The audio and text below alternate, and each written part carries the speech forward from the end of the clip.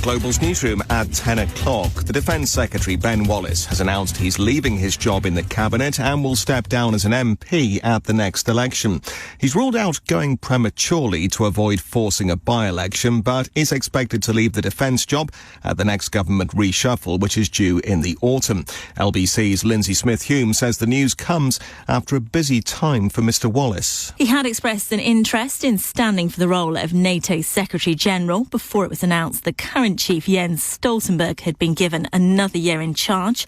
Last week, Rishi Sunak shut down comments from Mr Wallace in which he suggested Ukraine should show gratitude for the military support it had been given after President Zelensky branded it absurd for NATO to insist there were still conditions for his nation to meet before it can gain membership once the war with Russia is over. More than 26 people have died in floods and mudslides in South Korea. Intense torrential rain began last Sunday, causing thousands of people to have to leave their homes. Elsewhere, forecasters are warning scorching conditions are likely to worsen in parts of Europe next week. Parts of the western United States are also being put under heat advisories. At least 4 people have been killed in a mass shooting in Georgia in the US. It happened in the Dogwood Lakes part of Hampton earlier today. Officials say the suspect still hasn't been arrested yet. It's reported inheritance tax could be scrapped to appeal to wavering Tory voters at the next election. The current rate is 40% for estates worth more than £325,000, which is only charged on the portion above that threshold. Supporters argue the policy could be a game changer in the south of England, but the founder of Tax Policy Associates, Dan Needle, has told LBC very few people actually have to pay it. I was looking at parliamentary constituencies earlier and who pays them in which constituency. There's no constituency in the country where more than 150 estates paid inheritance tax in 2019, 2020. So a very small number of people are paying this tax, and it's not all that much money, but 7 billion is also not nothing. You know, $1 billion here, $1 billion there. Sooner or later, you're talking about real money. And in sport this evening, Marketa Vondrousova says winning Wimbledon would have seemed impossible 12 months ago. She's become the first ever unseeded champion after beating Ons Jabeur in straight sets at the ladies' final. LBC weather, scattered showers for this evening for many parts of the UK, but that rain will eventually clear overnight and the winds will die down as well. We'll see an overnight low of 14 degrees. From Global's newsroom for LBC, I'm Tim Daly. This is LBC from Global, leading Britain's conversation with Nick Abbot. You're joking.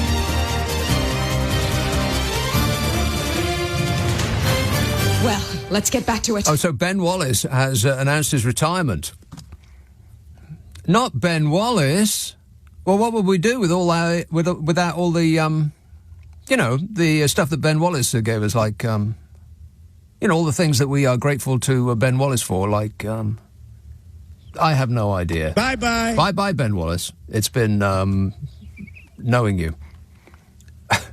Ukraine's very, very grateful, by the way. Thank you. He insisted on a little thank you note. Well, it's just polite, isn't it? Be polite. Exactly. Even if you're in a war zone. Politeness don't cost nothing, do it? Inheritance tax.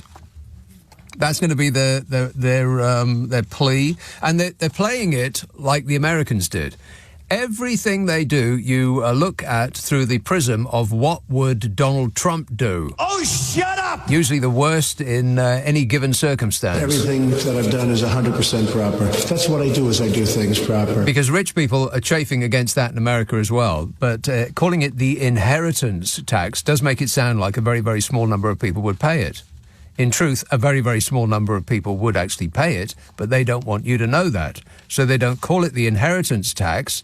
And I'm quite surprised that anybody's actually mentioning that phrase, because the phrase of the day, and the one that you'll hear over and over again now that this is apparently policy, is the death tax. Oh, no. Now, nobody wants to get taxed or even think about the concept of death, which is why they came up with that cute little phrase in America, and the Tories, of course, will be just riding along on those coattails. The death tax is what they're going to be calling it. You know who doesn't pay the death tax? The richest people in the country. That's who don't pay the death tax. It's those who are middling who pay the death tax. The king didn't pay the blooming death tax, did he? And neither did that bloke who owns most of London. Not a single solitary penny. But apart from that, nothing to see here. Please move along or you will be arrested. Stuart texts, these are texts and tweets and such from last night. Stuart texts, bonsoir, Nick, whatever that means. He says, I have moved to French France specifically because of the Tories. I am sure that limiting our freedom of movement is designed to stop us seeing what a proper country is like. The difference between France and the UK is like night and day. An unfortunate manifestation of Brexit is that the French and many other foreign nationals here now hold us in the UK in absolute disdain. Well, why would that be? I can't comment on that.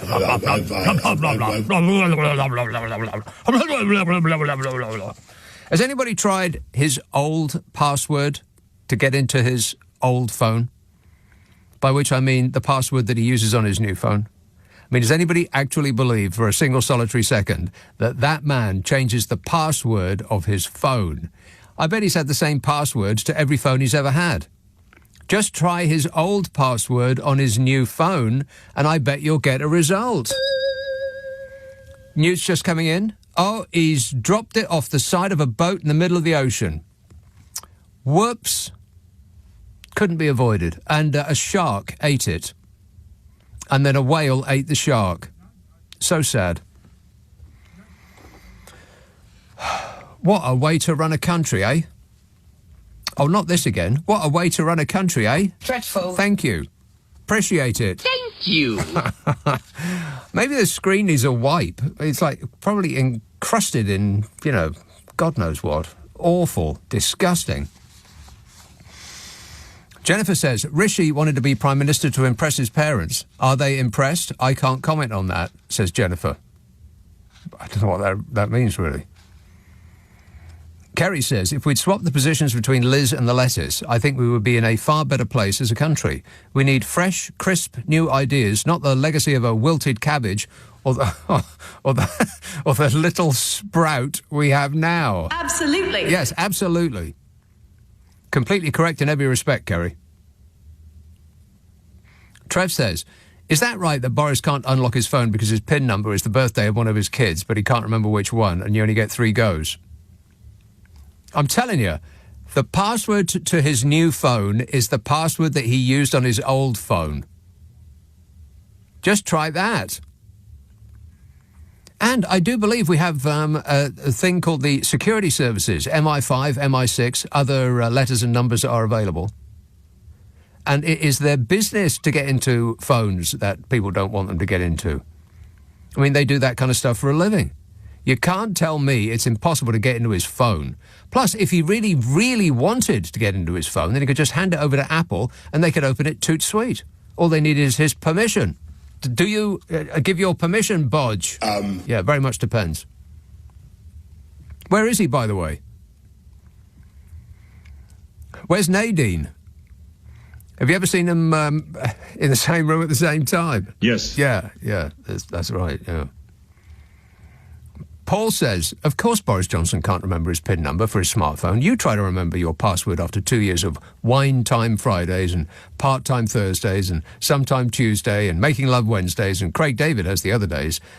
Besides, does Johnson look like a man that changes his PIN and password often? No, he doesn't. I mean, with all those up-all-night business meetings, it would be very dangerous to change the password of your phone because you might forget it. Eh, Bodge? Yes. Anybody believing that little story? Hands up in the air who believes it. Now hands up in the air who doesn't. Wow, that's overwhelming. Wow, you didn't need to think about that for a second, did you? Well, summer is slipping through our fingers and I'm very, very disappointed. I was talking to Carol McGiffin just yesterday. Yeah. And she is describing the temperatures down there. She lives in the south of France. What a life, eh? Lives in the south of France, and she was describing it as scorchio, as in boiling, blooming hot outside. Fortunately, she doesn't do anything for a living, so, she doesn't have to be anywhere other than the restaurant for lunch.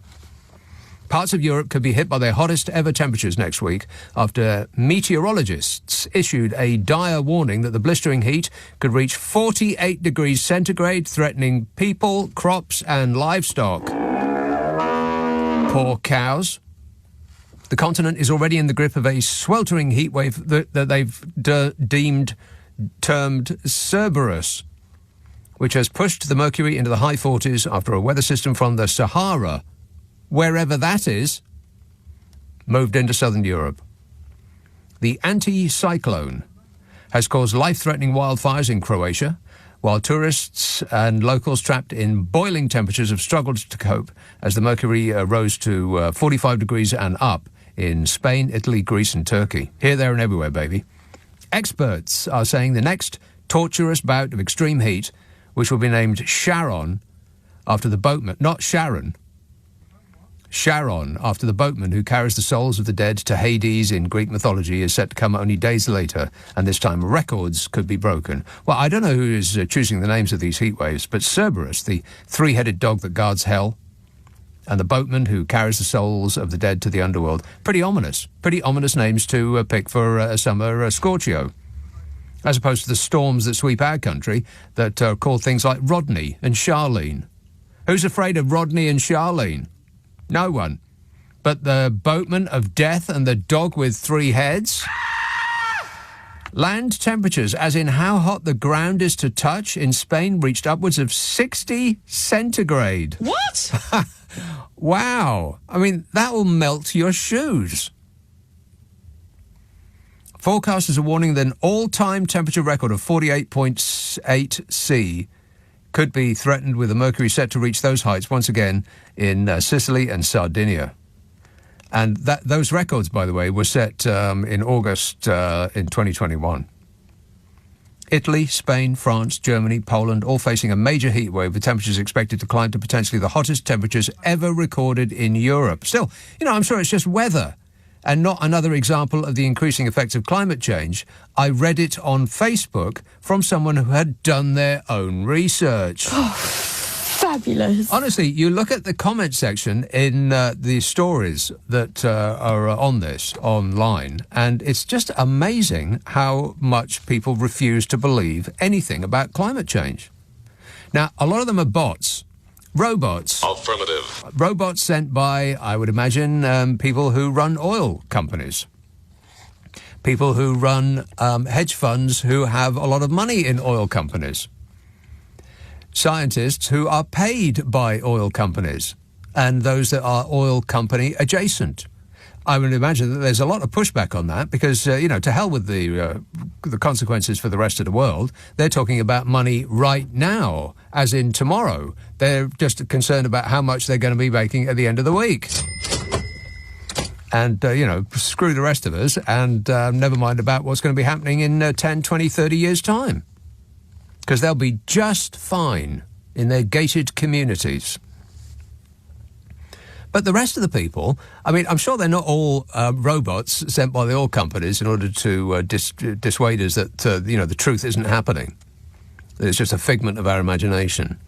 The people who have been persuaded, and it's not just they're pushing back on the idea that all of this bizarre weather is as a result of climate change. They're not just pushing back slightly, they're absolutely furious that anybody should be suggesting such a thing. I mean, really properly bug-eyed angry. Why? Why is an excellent question. In fact, that would be a question that could occupy us from now until the end of time. Just point in any direction, any point on the compass, and ask why. And that is a question that would occupy you for now until time expires, which will be pretty soon, and current circumstances.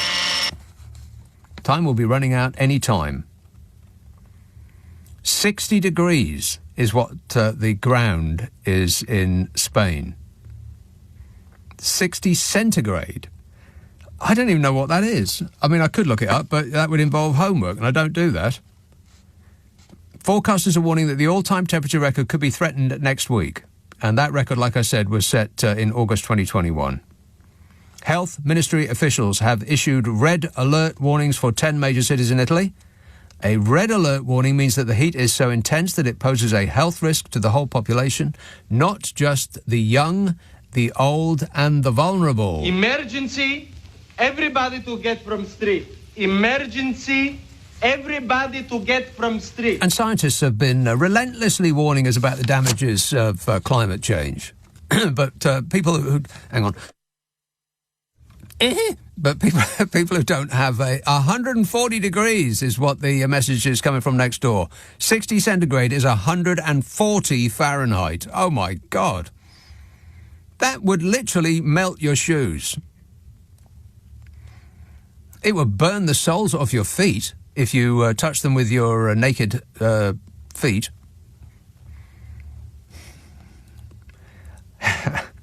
Scientists have relentlessly warned us about this over and over and over again. And the response from a weirdly large number of people is... No. As though they know anything. As though they're in possession of facts that, the world's scientists have somehow overlooked. Because climate change, in some people's minds, is woke. Oh, my God. There is no hope for the human race. I think that this is it. We've had our chance and we blew it. I've been saying for a long time, before people were really banging on about climate change, I think that the world will eventually just shrug us off. It is a living organism. I'm not saying that it has a mind or anything like that, but, affect one thing and there will be consequences that you couldn't possibly imagine. The butterfly effect. So eventually the world will just shrug us off. And it will carry on regardless. It will just step over the lifeless forms of 7 billion people as though we never existed, and will just carry on. And every hour that passes will be more delightful than the previous. This world will do just fine without us. What's weird is that a significant number of us seem determined to make that happen. What a way to run a planet, eh? Dreadful. 0345 6060 973. Text 84850. Email nick@lbc.co.uk. If you're on Twitter, it's @LBC. Friday, Saturday, Sunday night at 10. Nick Abbott, LBC. LBC. This is LBC with Nick Abbott. Call 0345 6060 973. Text 84850. Alexa, send a comment to LBC. Do not panic! Do not panic! We are trained professionals! Yes, we are trained professionals, and we can say that climate change is not a thing and will not hurt you if you don't believe in science. That's just a fact. 0345 6060 973. Grays, Sue, not Sue Grays, but Sue in Grays. In Grays, yes. That's right, yes. Right, okay, well, I know that this is completely anything to do with the government, so I hope it will be a refreshing change. Oh. But I know you like your days out. You mentioned quite a few times places you've been. I just thought I'd share a few places with you or recommend a few tips with you for places to go. Where's Grays? Oh, Grays is in Essex. Oh. You're not going to recommend anywhere in Essex, are you? Oh, come on now. I overlook the estuary and it's a little bit of paradise for me. Right. So, yeah. Wow. I don't come from Essex. I'm actually from Kent, but yeah. And I haven't got the estuary Essex accent, as you can hear. So. Right. Right, yeah. Anyway, right. Okay. So, a few places I've been to. Battersea Power Station. I just wondered if you've been there. Yes, I have. Did you go up the lift? What? The tower? The chimney? No. Was it like 25 quid just to go up a chimney? I'm not doing that. I know, and you only get about 8 minutes up there, but I don't know, it's quite an iconic... I mean, if the view was the Hanging Gardens of Babylon or herds of wildebeest sweeping majestically across the plain, then I might give it a go, but if it's just London, no thanks. Well, I went because of the Pink Floyd connection, so it's been... a place for me. Next place I went to... The thing with Battersea Power Station is it's hard to tell whether it's opening up or closing down. It's like half of the shops are empty. There's a distinct lack of retail going on there. And the retail that is there, they're the sort of shops that you look in and think, if you have to ask, then you can't afford it. So I wasn't particularly impressed with that, but I quite liked the bits that they put up about the history of it, and Well, the one thing that I did want to go into, I mean, I went there just before they took all the kit out of the what do you call them, the turbine halls. But all the turbines were still there. This was like 1981, 1980, something like that. And they opened it for, I think, 1 week, just before they took they stripped it out completely. And it was just magical going around all that and looking at all that Art Deco stuff. There's the control room there, and that's what I wanted to see when I went. I wanted to see the control room, because apparently they have, as one of the few things that they've actually kept. But although it's open, you can't actually go there. No, try figuring that out. Why not? If they spent all that money fixing it, why can't you see it? Yeah, there was a distinct lack of that, I have to say, and I was a bit disappointed in the fact that it's incredibly commercialised, but it was quite a thrill to go up that chimney, because I'd looked at it since I was a little girl, and obviously the connection with Pink Floyd. With the pig. Rock and roll! Yes, indeed. I think that they have treated the building with respect. Yeah. Unfortunately, they have surrounded it with a lot of hideous, unlovely tower blocks of no architectural merit whatsoever. So they've kind of ruined it, ruined the view of it. But the building itself is they've done a pretty good job, I think. Still as beautiful as it ever was, I think. Anyway. Yeah. Yeah. And the next place I went to was. This is so weird. Okay, how many of these have you got? Right, only 4. 4? And I'll be brief. Right, okay, so the Olympic Park, Queen Elizabeth Park, haven't been there. I went there when the Olympics were on. It was pretty good. It was all right, in fact. Couldn't get tickets, couldn't go there. But went swimming there, but couldn't actually get there. In the Zaha Hadid Centre? Yes, yes. Mm-hmm. Mm-hmm. Did you get wet?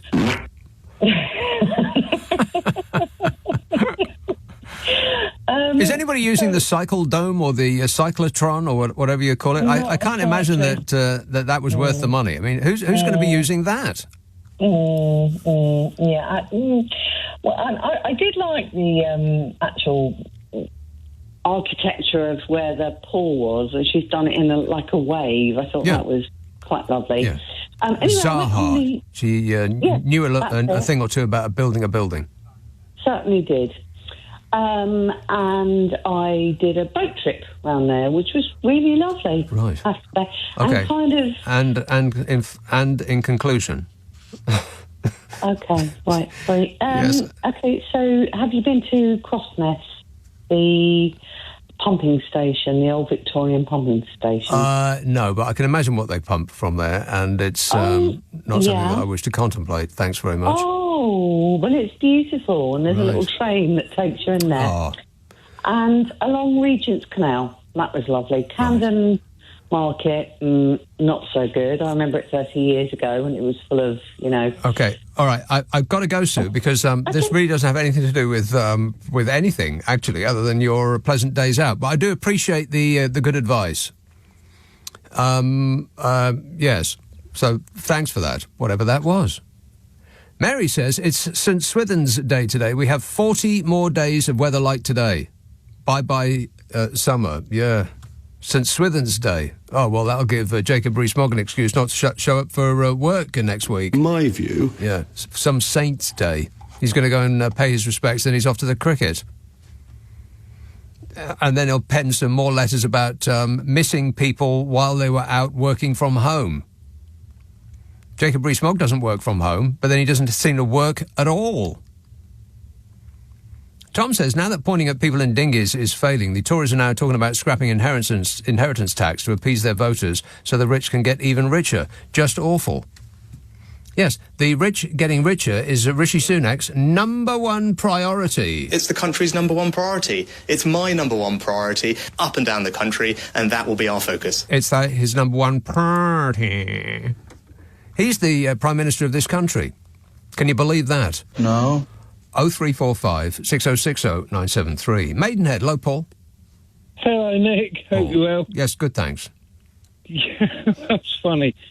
Jacob Rees-Mogg. I do not like him. No, he's not a likeable person.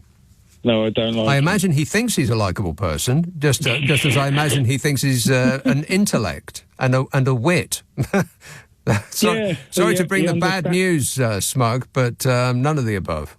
Yeah, but this climate change and everything that's going on, I mean, you know, and you said it, we're the biggest virus on the planet. So my main point is that it doesn't matter creed or colour, black or white, or which country. We've got to stick together at this point in time and do something about it. I mean, I know we've got problems with China and, you know, bureaucracy and everything like that, but we've got to do it. We're not going to do anything. We're not going to do anything about it until it is too late. And even then we won't do anything about it. We'll be too busy blaming each other for allowing it to happen in the first place. Yeah, this is what bugs me. And we're a small country, and it's like, it's just going to be arguing before it's too late. Right. Meanwhile, the oil companies can keep extracting that good stuff out of the ground and burning it for their immediate profit, and to hell with what happens to us and the rest of the world in the long term. Exactly. Well, they've got their stocks and shares and they're raking it in, and that's all they care about. But at least none of us will get covered in orange confetti, so, you know, at least we've got that. Thanks a lot, Paul. 0345 6060 973. The World Meteorological Organization said the world has just had its hottest week on record and the warmest June on record. Temperatures are breaking records on land and in the oceans, with what they call potentially devastating impacts on ecosystems and the environment.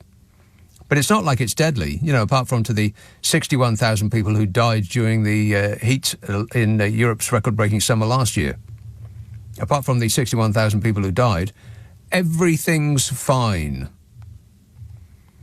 The world has warmed, on average, 1.2 centigrade since the mid-1800s. Doesn't sound like very much, but what that has caused is extreme weather, including intense heat waves, more severe droughts, and more severe storms by fiercer rising seas. And so on and so on. It don't make no difference to one way or the other, because people their ears are closed, they're not listening. And I don't actually know why. I really don't. Other than people are concerned that they might have to contemplate changing their lifestyle. And nobody wants to do that. At all. Not even a little bit. But other than that, I just can't fathom why people are so vehemently opposed to even contemplating the idea that human beings are causing climate change. People who have no idea about science and who know not a single thing on this subject are refusing to believe experts who have spent their entire life studying this, as though the two opinions are somehow equal, of someone who doesn't know anything compared to someone who knows everything about this subject. It's mystifying. I mean, people like that don't deny the scientific knowledge when they go to the doctor, do they? They don't go to the doctor with a rash or a bad knee or, a splitting headache, and the doctor says, well, you need this cream or this surgery or a little temple massage. And they don't say, no, that's not right. I prefer to boil up some nettles in some tea and see how that works. Nobody does that. You prostrate yourself in front of that scientist and accept every single word they say. It's curious, ain't it? 0345 6060 973. Text 84850. Email nick@lbc.co.uk. And if you're on Twitter, it's at LBC. Friday, Saturday, Sunday night at 10. And Nick Abbot, LBC. It's 10:30. The news headlines with Tim Daly. This is LBC with Nick Abbot. Call 0345 6060 973. Tweet at LBC. Text 84850. Listen to him. He knows everything. 0345 6060 973. I'm very, very upset about Ben Wallace leaving after all the good things he's done on, the things that Ben Wallace has done about... I've got no idea. Bye-bye. Bye-bye, Ben. It's been, not a clue. 0345 6060 973. Gordon says we need the lettuce. Someone who can make the case for romaine.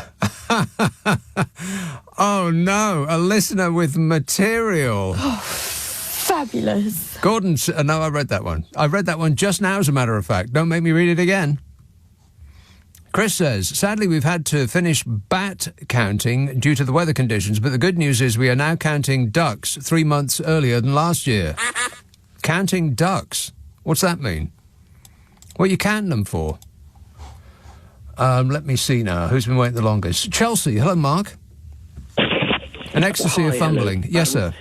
Now, it's unlikely, but if I was standing on the table during a cabinet meeting and you'd been kind enough to take me out to the pub for 5 pints and I really needed to go and they were on fire... Yeah, OK. 0345 6060 973. I think we know where that was going. Dreadful.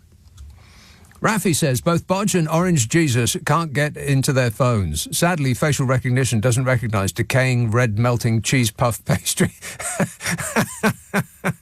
Well, that's terrible, Raffi. Very, very rude. Be polite. Sadly, facial recognition doesn't recognise decaying red melting cheese puff pastry skin. Yeah. Let's see now. East Yorkshire. Hello, Mike.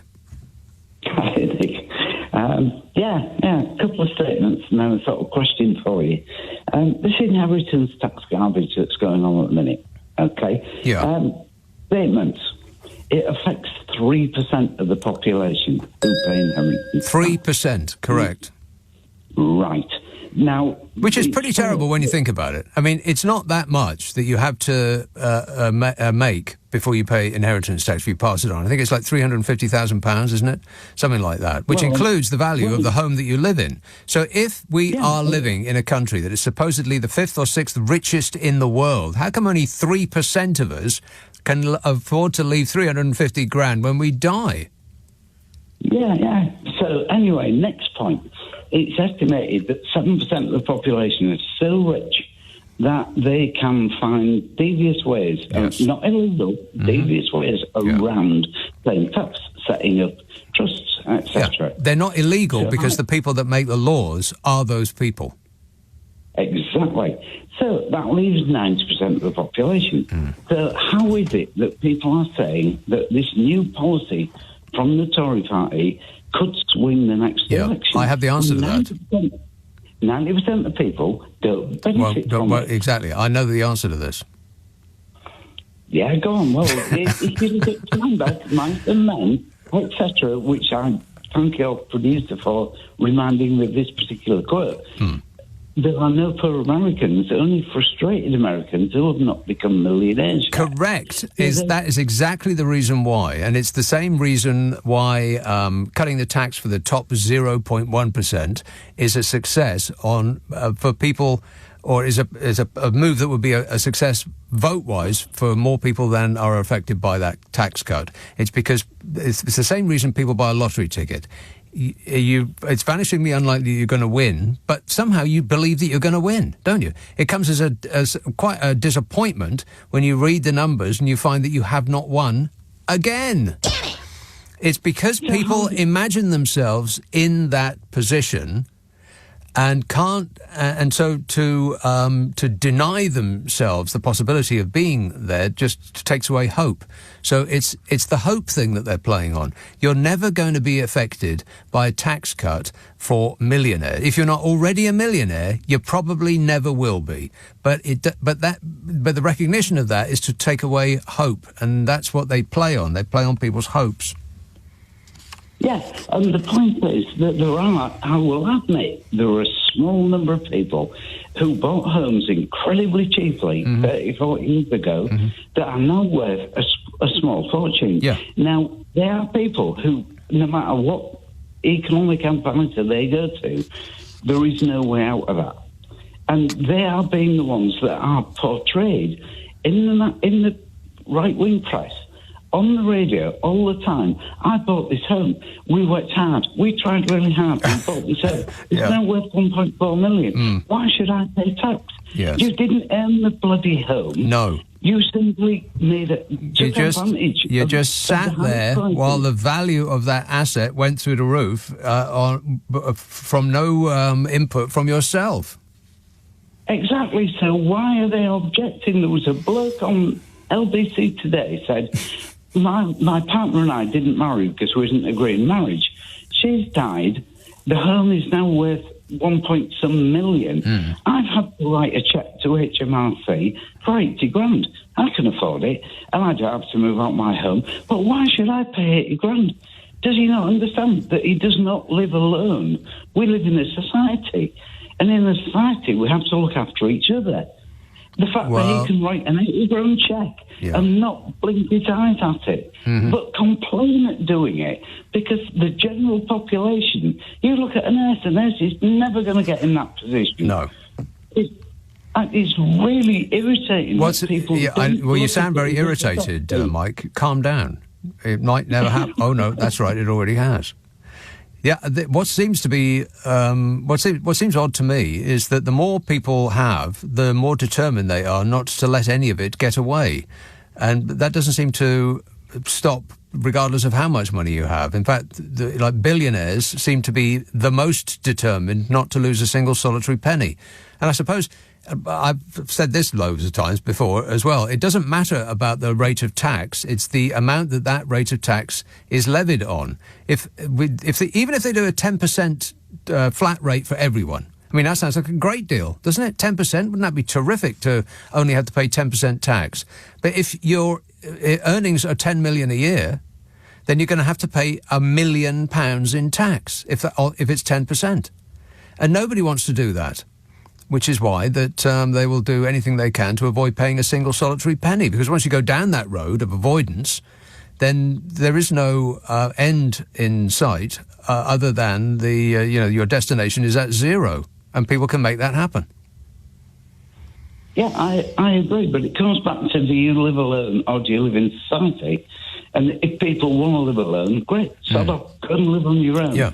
But if you live in a society, let's live in a society and support everybody. Right. Well, we don't do that, and that's why. Yeah, that is why the same countries keep topping the happiness index year after year after year, because they have a strong sense of society, of belonging. We in this country and in America have gone the other way. Here and in the States, it's every person for themselves, and to hell with everyone else. And this a feeling, it's a mindset that's been engendered by politicians who benefit from us fighting amongst ourselves, which takes the mind off the catastrophic clown show that we've been suffering under for the last 13 years. Yeah. Wait a minute. Yeah, you're right to be angry, Mike. Yeah, thanks for tolerating. Okay, all right, take a deep breath. Couple of deep breaths. Hold it. Message from next door. John Steinbeck once said that socialism never took root in America because the poor see themselves not as an exploited proletariat, but as temporarily embarrassed millionaires. Yeah, exactly. Same here. It's why that death tax thing will work on a significant number of people who are never in danger of having to pay it. First of all, they'll call it the death tax, not the inheritance tax, and you'll be reading that phrase again and again and again quite shortly. You won't read inheritance tax in the right-wing press. They'll drop that straight away because the memo will go round. We must call it the death tax because people don't like the concept of either death or taxes. But if you tax death, then you have people screaming and running away. So they're going to get that right. And the message will be... I bet every Tory politician who goes on TV and talks about this will have it drilled into them that they are to refer to it as the death tax. And they will, too, again and again and again. So that's the little cute trick that they pulled from the Republicans in America. And the other thing is that, like I said, people will imagine themselves in the position of being a millionaire. I mean, you just dream about that, right? And to admit that you will never get there is to abandon hope. And that's what governments, that's what politicians with evil intent depend on. You not abandoning hope. You clinging to all sorts of fanciful suggestions. We could have cheaper food, clothing and footwear straight away by getting rid of the protectionist anti-trade tariffs that the EU imposes. And it would be very good for the British people, and it would provide certainty. And I think once there's certainty, the country will begin to reunite. Like that chump. We'll have cheaper food, clothing and footwear straight away. Yeah, how's that going, by the way? Fabulous. 0345 6060 973. Text 84850. Email nica@lbc.co.uk. If you're on Twitter, it's @LBC. Nick Abbot on LBC. Call 0345 6060 973. I am not one of your fans! Hannah texts about boycotting a company for chronic mismanagement and greed, which is what I was talking about last night. She says, when it comes to water companies, changing suppliers is not an option, unfortunately. That's right. It's worth remembering this and stating it to yourself every day. Write it on your mirror so that it reminds you on a daily basis. We are the only country in the world stupid enough to have sold off all of our water. No other country on earth has done that, just us. And we've allowed all of the family silver to be sold off bit by bit. And once, shame on us. No, shame on them. Twice, shame on us. And they did it over and over and over again. Gas, electricity, the railways, water, for crying out loud. Water. You believe that? We sold off our oil reserves, just gave it away. Norway is about the richest country in the world per head of population because they had a similar amount of oil reserves as we did. It's just that they were smart enough to keep theirs. We sold ours. Where did it go? Where did the money go? Absolutely no idea.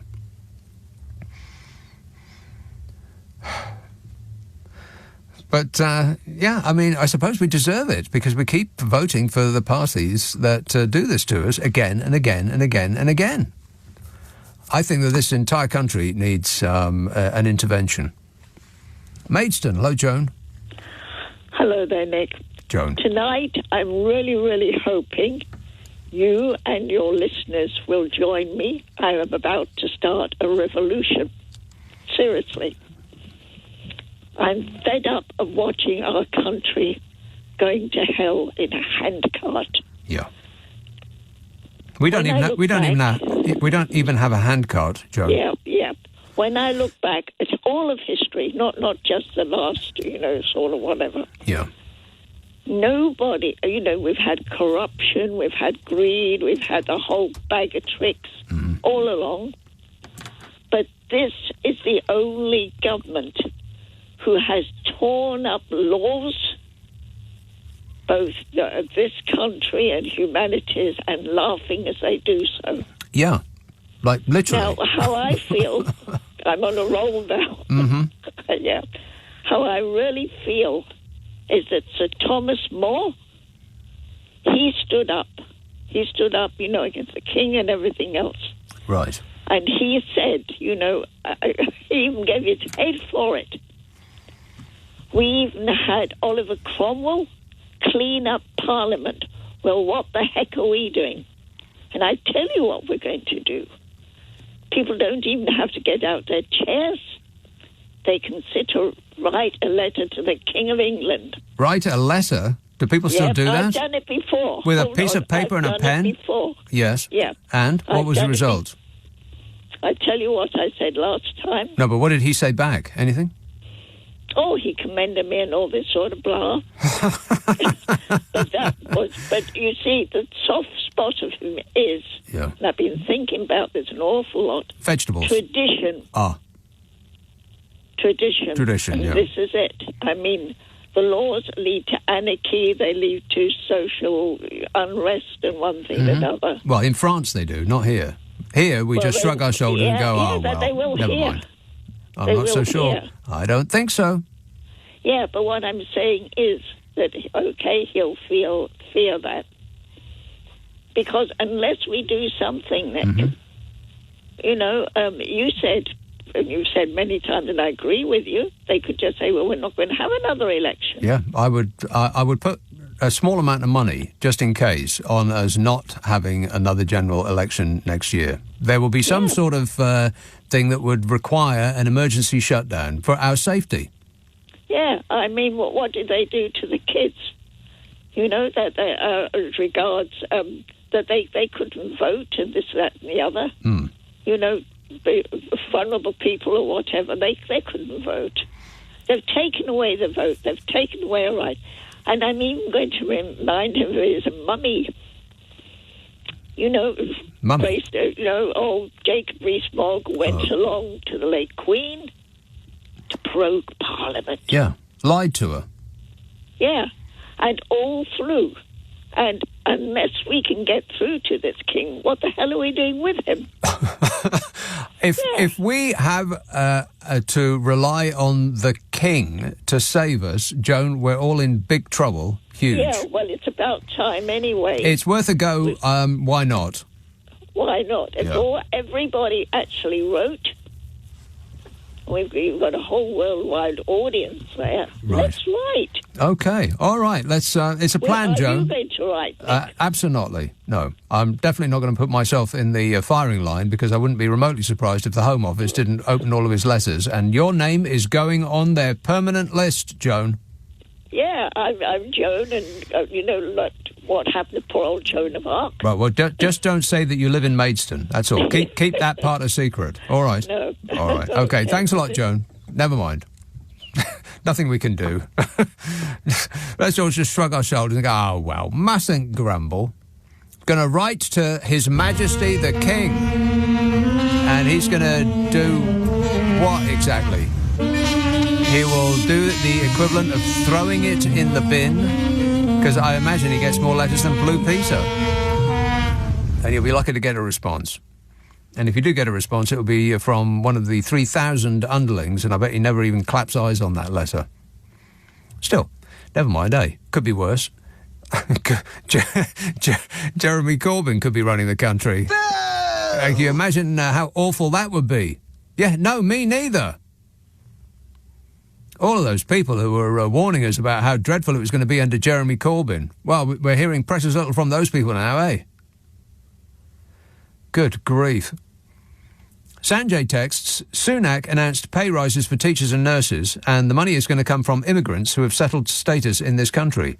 So his and Braverman's parents will be getting a call to pay more tax. I'd like to see that, says Sanjay.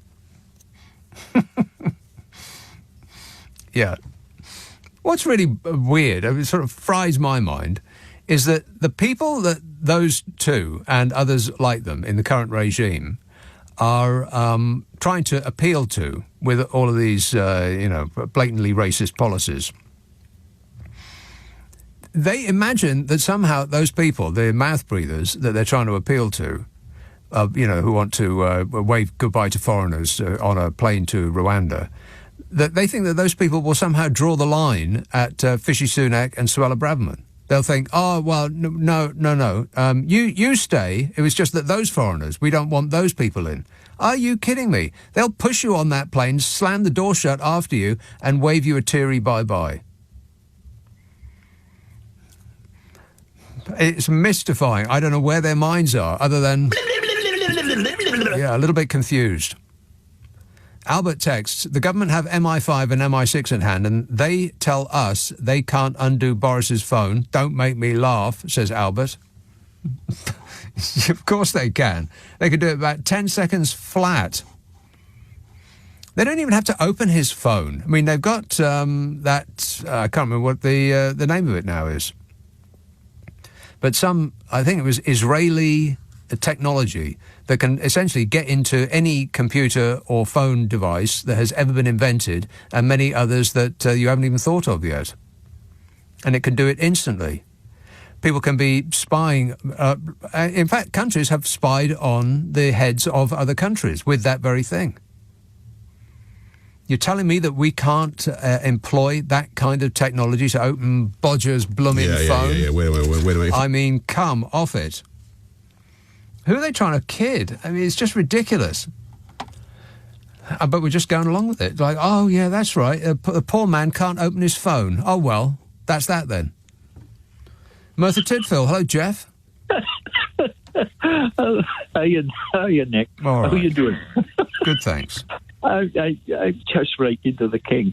1965, Nick, right? I was in a lecture in Swansea University, and I was told that if you're going to put CO2 into the atmosphere, it's going to get warmer. And I was just thinking about all those poor people down in Spain, the expats who voted for Brexit. Yeah. Do you remember those? There is stupid and there's them. And I was just thinking about how they are suffering with this extreme heat in Spain. Right. I'm feeling sorry for them, okay? Yeah. But at the end of the day, they might have got a point because they'll be kicked out because they got to learn Spanish and they got to do lots of other things. But they'll have to come back here. And it'll be cooler. It will be cooler because I have to tell the kids in school that when global warming comes, this country initially, straight away, because the North Atlantic drift will cease to operate. Well, yeah, if that happens, then we're in big trouble. Yeah. Because that what keeps us clement. It does indeed. But we are really concerned about land temperatures.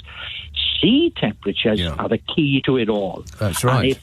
And if it fails, if that North Atlantic drift fails, don't forget, we're on the same line of latitude as Churchill in Canada. We've got polar bears in the garden. We'll have ice up to our eyeballs.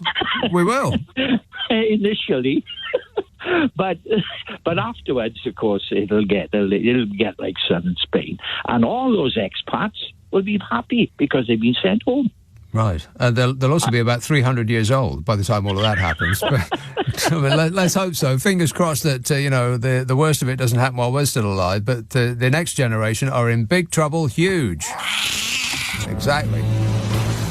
0345 6060 973. Thanks, Jeff. Thanks for the bad news. Yeah, the bad news is that that Southern Europe is going to get hotter, too hot to actually live in, whereas this tiny benighted island is going to become cooler and wetter. What a life, eh? This is summer. I mean, it feels like October outside. Nice day in October. It's actually a dreadful day in July. Can you believe it? Not that I'm complaining about it, you understand? Whinging and whining and moaning. 0345 6060 973. Friday, Saturday, Sunday night at 10. Nick Abbot, LBC. On your radio, on Global Player, and Play LBC. leading Britain's conversation. This is LBC.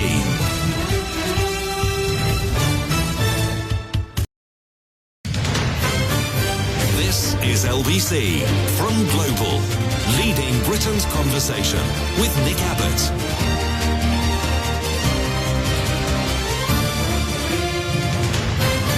Do you mind if I say a few words? Thank you. Caroline texts, feels like March outside. Never put the jumpers and the brollies away. Well, that is excellent advice. I'm wearing, I put my thermals back on for crying out loud. Fabulous. I took them off for about a week, and now they're back on again. A merino wool underlayer. Can you believe it? It's going to be one of those summers. David texts, I'm an avid Talk TV and GB News listener, and I can tell you that in Roman times it was a lot hotter. Get out of that one, Wokey.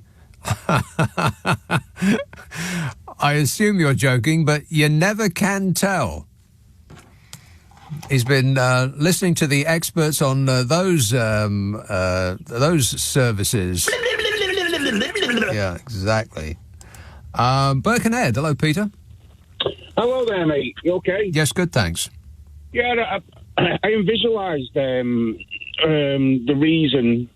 Well, I've gathered the reasons why the MP for the Ministry of Defence is resigning. I think it's because, you know, we all get a job list. Like you probably got a job list. I get a job list. Most people at work get a job list, what they've got to do, and he probably doesn't like the look of it. If you understand me. No, I really don't. You're talking about Ben Wallace? Yeah, Ben Wallace, yeah. Right, okay. He doesn't like his job list. I don't really understand what that means. But let me think about that for a while there, Peter. Cheers, mate. Yeah, Ben Wallace is leaving. I'm very, very upset. You know, after all that he's done, like, you know, all the good things that Ben Wallace has done for us, like, I've got absolutely no idea. But bye-bye. Bye-bye, Ben.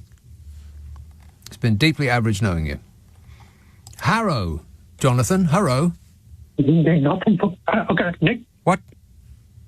Hello? Yes? Sorry, I was just saying something to someone. I wanted to say, I mean, I sort of had a few points, if I could say. Well, let's find out. Okay, I don't want to bring the mood down, but I told you before. No. Okay. Are you about to bring the mood down? No, but it will be cheerful. You're about to bring the mood down, but it's going to be cheerful. Okay, let's hear it. Okay. So I was in the, I don't know if I didn't tell the boy if you can mention the top names, but I was in the Aldi. First of all, did you call my glamorous assistant the boy? Yeah, I didn't run it through him, if I can mention the top name. You ran him through. Go ahead. And I was in the Aldi, I'll be honest. In the Aldi, mm-hmm. And I felt, for the first time, such a depression. No, well, it's you know, it's a no-frills shopping experience. It's not supposed to be depressing, though.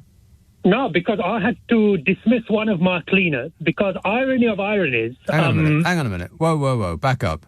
Yeah. You had to dismiss one of your cleaners. Because I had a pair, and I voted Brexit, not because I'm a racist, but the poorest one, she left the country. Yeah, after 5 years of yelling at her to get out of our country, she did. I didn't vote Brexit for the racialist reasons. Right.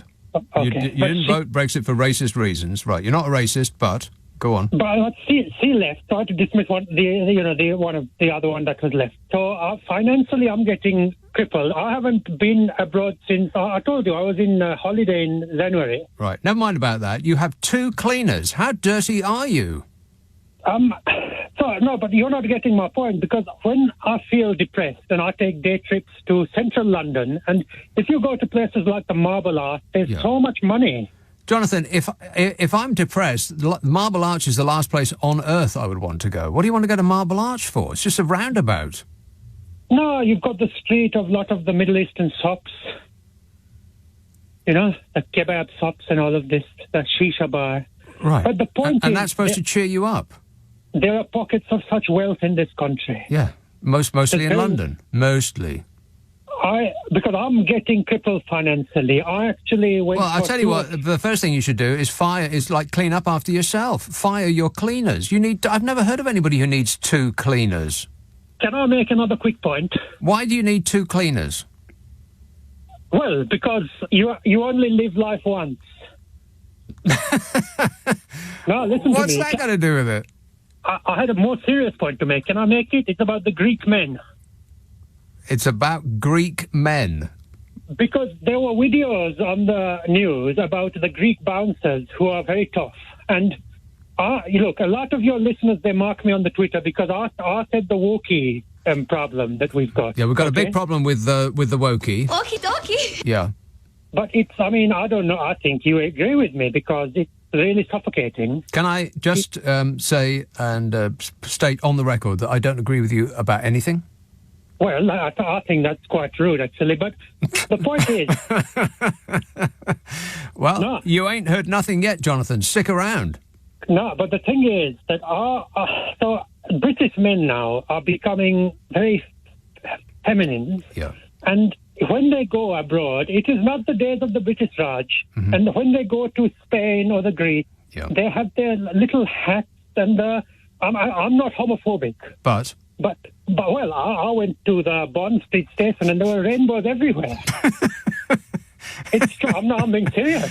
Right, now, is that because of the conjunction of sunlight and moisture in the air, or you're talking about flags? No, it was a huge escalator. Yeah. I don't know if you take public transport, because some of your presenters used to say they have private drivers, like when I listened 10, 12 years ago. I don't know if you do. Private drivers? Yeah, like the Nick Ferrari, he has a driver. And okay. Right. So you can't. Okay, anyway, moving on. But in the Barn Street, on the escalator, there was the Gays Pride. Flag. That's a big sign, Jonathan. You don't want to take an escalator in case it turns you gay. No. But the last point I wanted to make is, did you get scared when I said the Nick Ferrari's driver? Because he's the big daddy of the station. Well, he certainly is. Yeah, but I don't think that he gets driven. I mean, are you talking about a cab?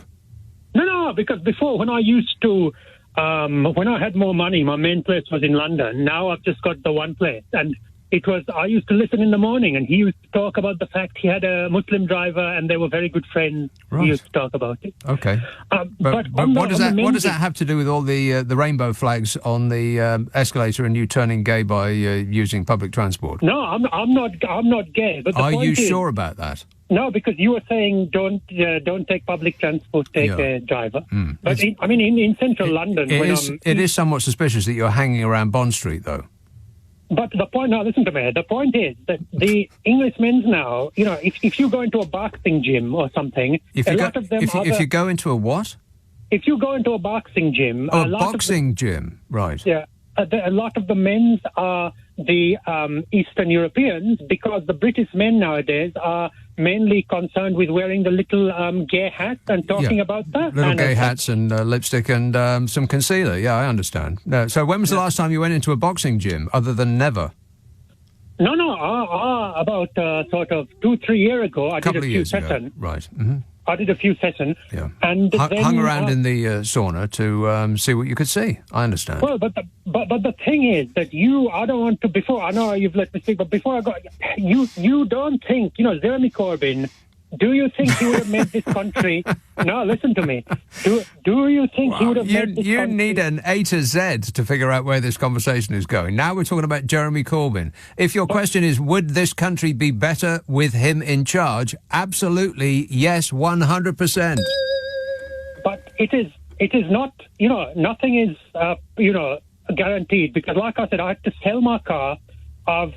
You fired one of your cleaners. I haven't been on a holiday. And by the way, on the Twitter, there says a Jonathan in Harrow, he's dodgy. I do nothing corrupt for my money. And I'm such a considerate neighbour that I did not even want to put the fan on at night in case it... Jonathan, every time you call me, other than this particular instance, you've got people banging on your walls from next door telling you to keep it down. That is not a considerate neighbour. No, because I'm in a hotel today. It's holiday. Right. Because you can make as much noise as you like because you paid for the room. Damn it! But it's expensive, and financially, I'm struggling in this country. Yeah, you've only got the one cleaner now. I understand. Well, unfortunately, I came without my violin. Otherwise, I'd been playing it for you right now. Thanks a lot, Jonathan, for whatever that was.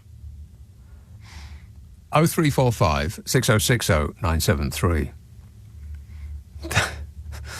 Stuff you hear on the radio, it's amazing. Yes, it is. Maybe I'm amazed. Get Paul McCartney on the phone and he can sing it for us. Bournemouth. Hello, Terry. Hello, Nick. Terry. I'm so sorry. I'm just in fits of laughter listening to the... anyway, on a serious note, I think there's something really sinister that's being missed in this death tax thing. Right.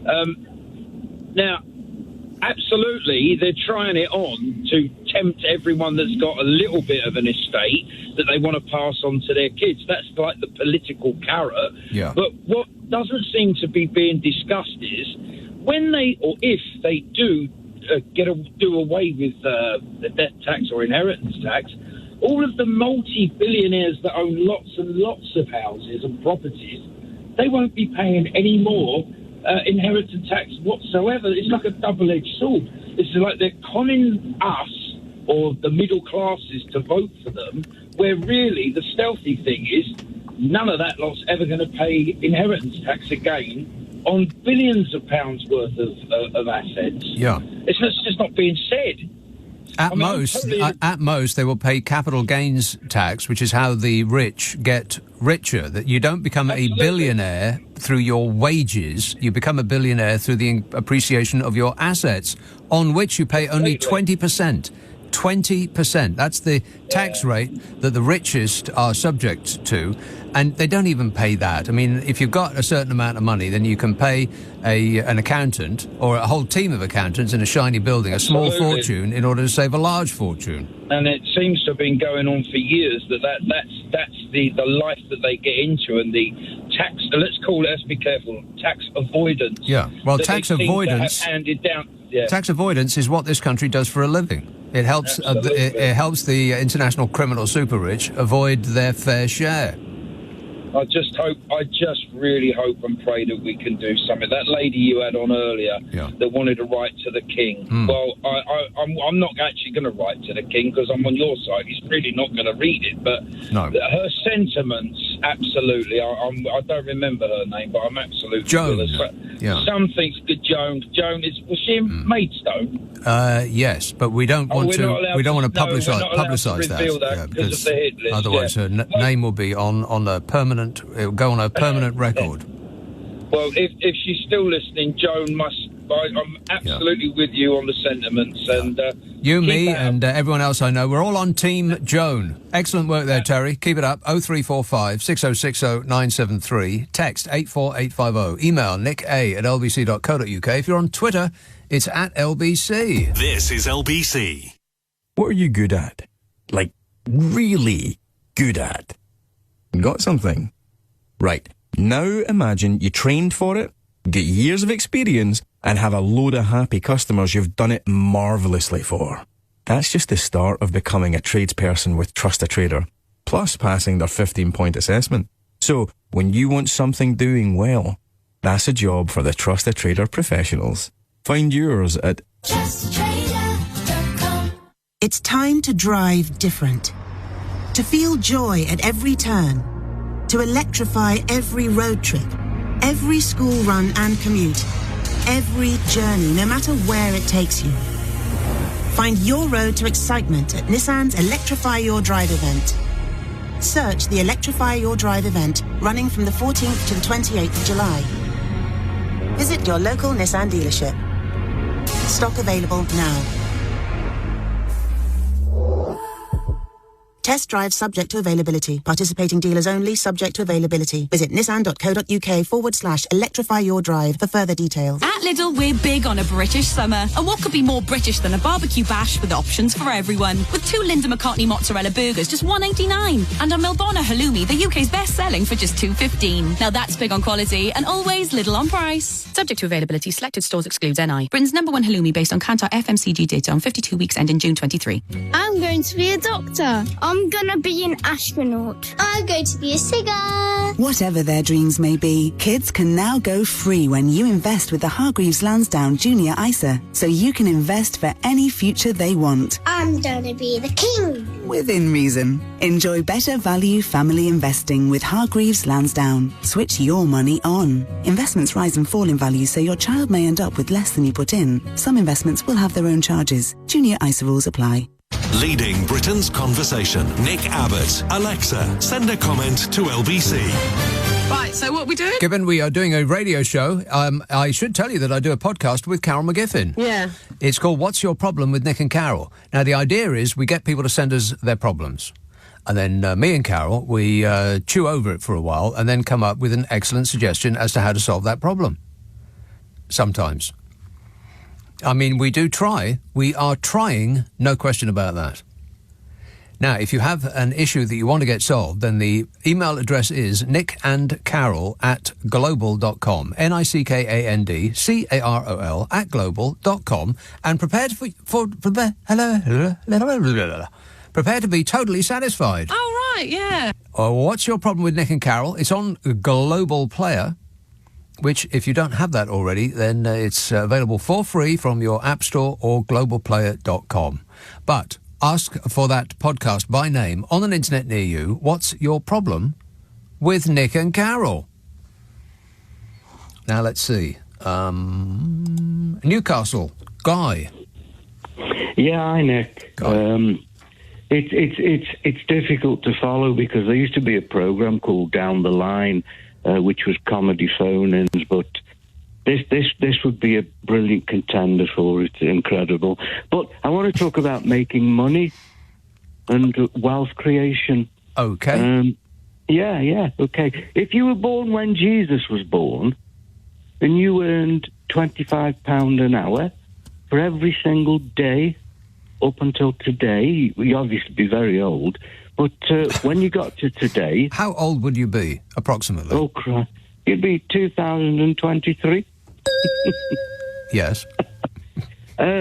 What's the point? Oh, yeah, the point is you wouldn't have made £500 million. You wouldn't have made £500 million. So these billionaires, they really do well because they make it in a lifetime, not in 2,000 plus years. Yeah, if you've got 100 billion, then you could make another billion in about a second. Well, but in the blink of an eye. Exactly.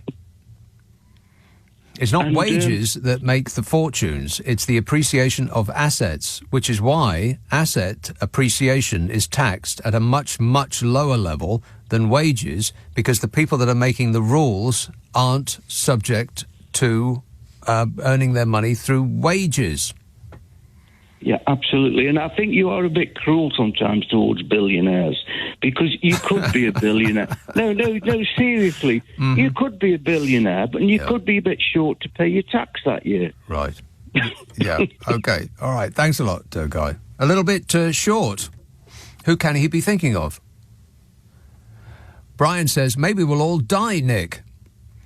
Well, probably we will all die, but when it happens, I will be considerably richer than you, he says. And who knows, I might work out how I can keep control of my bodyguards when we move to my island. Then I'll be king of the world, says Brian. I'm not sure that was really worth reading, but I did it anyway. Yeah, I don't know what it's going to be like until I get to the end of it. And Jervy emails a few suggestions for Boris Johnson's password, which I'll read to myself and then read out later if necessary. Lawrence texts, wasn't the Battersea Power Station haunted by ghosts and ghouls? There's even a radio documentary on the subject. News to me. 0345 6060 973. Bermondsey, Lavinia Grace. Oh, hi, Nick. Lovely to hear your voice again. Is it? Really is. Is it? Yes. It's... what's the word? I mean, it's... excruciating? Piercing? No, it's very, very soothing. Soothing? Very, ah. Yes. Well, what I'd like to talk about is, what's the word actually, shoplifting? Shoplifting. Wow, where did that come from? Now we're talking about shoplifting on this show. Okay. No, well, what it is, every time I'm going out, every time I go out to the shops, mm-hmm. I go to the shop. Want to take your trick coat, the one that you can stuff steaks on the inside and it doesn't show? Well, not myself, but, obviously, I'm going out and, I'm going in the supermarket and what I want to say, and I'll give you one example that's been happening day after day. What it is, I'm in the aisle, right, with my little basket with my food in. Yeah, up the aisle. As I'm walking down the aisle, all I see is all these your security cards come rushing towards me, sort of going past me. I think, oh my God, someone's committed a robbery or something, So I think to myself, what's going on? Yeah. As I've looked, there's this elderly gentleman, must have been about 80. He has a pork pie in his pocket. And honestly, no, this is honestly, right? And I thought, and as I've looked, there's about 5 security guards surrounding this poor elderly gentleman that looks like... He accidentally put a pork pie in his pocket. Who hasn't done that? Well, listen, and then he was holding a loaf of bread, and as I've turned, I said to the security guard, I said, "What are you doing?" He said, "Look, he's stealing the pork pie." Right. But what about the bread, though? Yeah. Well, I turned around and said, "Well, I'm going to pay for it." And they looked at me, because they had the right arm by this time. Yeah, no doubt. Yeah. And then that was one example. I'll give you another example. I was out, say, sort of 2 weeks ago in this... Don't say it. Don't say the name. Don't say the name of the shop. No, but it was a big store. As I was in there, Nick, guess what happened? And it's haunted me even to this day. You found about a month ago. You found a sausage roll on your. No. I was in the aisle, with my little basket, just get the bits of the shop, this, that, and the other. Is it the same basket that you had in the previous shop? You're nicking baskets. This is another basket. Another basket, right? Yeah. And all of a sudden, I see the security guards coming from nowhere, flashing down. I'm thinking, someone's at their purse nicked or something like that. Not again, you thought? Yeah, not again. But anyway, I heard this sort of scream. Seriously, this scream. And as I've turned round, it was a woman's scream, right? Yeah, she said, "Don't worry about it. Lavinia Grace will pick up the bill." Well, hopefully, yeah. By this time, you know what they done, Nick? Guess what they done? They were chasing this elderly woman. Seriously. Yeah. She must have been about 80. 80 years old. Yeah. And she looked as though she was ready to drop. Well, maybe she was in cahoots with the old elderly geezer in the previous shop. Maybe it was like an elderly Bonnie and Clyde we've got going here. Well, I don't know, Nick, but honestly, listen to this, right? As I've looked around, I've seen her face. Honestly, she looked like she's had a hard life. Yeah. Now, listen. Right. She was wearing a scarf, yeah? I noticed that. Over her face? No, she had a little scarf on. She must have been about 80, very small. Yeah. And as I said, I saw these big, burly security guards rushing past me. I thought, what's going on now? And I heard this scream. I turned around, and do you know what they were doing to this poor elderly woman? They were chasing her up the aisle. Turned her upside down, shaking out what she got in her pockets. As well. And do you know what they were doing? They were laughing as they were chasing her. Right, like a Benny Hill sketch. Yeah. And there's nothing funny. There's nothing funny about it, Lavinia Grace. But it's not the supermarket's fault, and it's not that old lady's fault. It's the fault of somebody else. I'm sure it's somebody's fault, but I can't bring their face to mind. Yes, I can. Yeah, Jeremy Corbyn's fault. Yeah, thanks a lot, Jeremy Corbyn. You see what you've done? 80 years old they were. I've got to go, Lavinia Grace, but thanks for that tale of woe. Yeah, it is a sign of the times when a security tag that used to go on razor blades, because people would nick those right enough because of the preposterous price they're sold at. It's just a piece of plastic with a tiny bit of metal in it. Why do they cost £2 each, for crying out loud? They used to just be on them. Now they're on butter. Butter! Is this any way to run a country? No. 0345 6060 973. But apparently we can't afford to give, our most important workers a decent pay rise to actually keep up with the cost of living. Because we don't have any money. Because the government is insistent on giving us value for money for our tax pounds.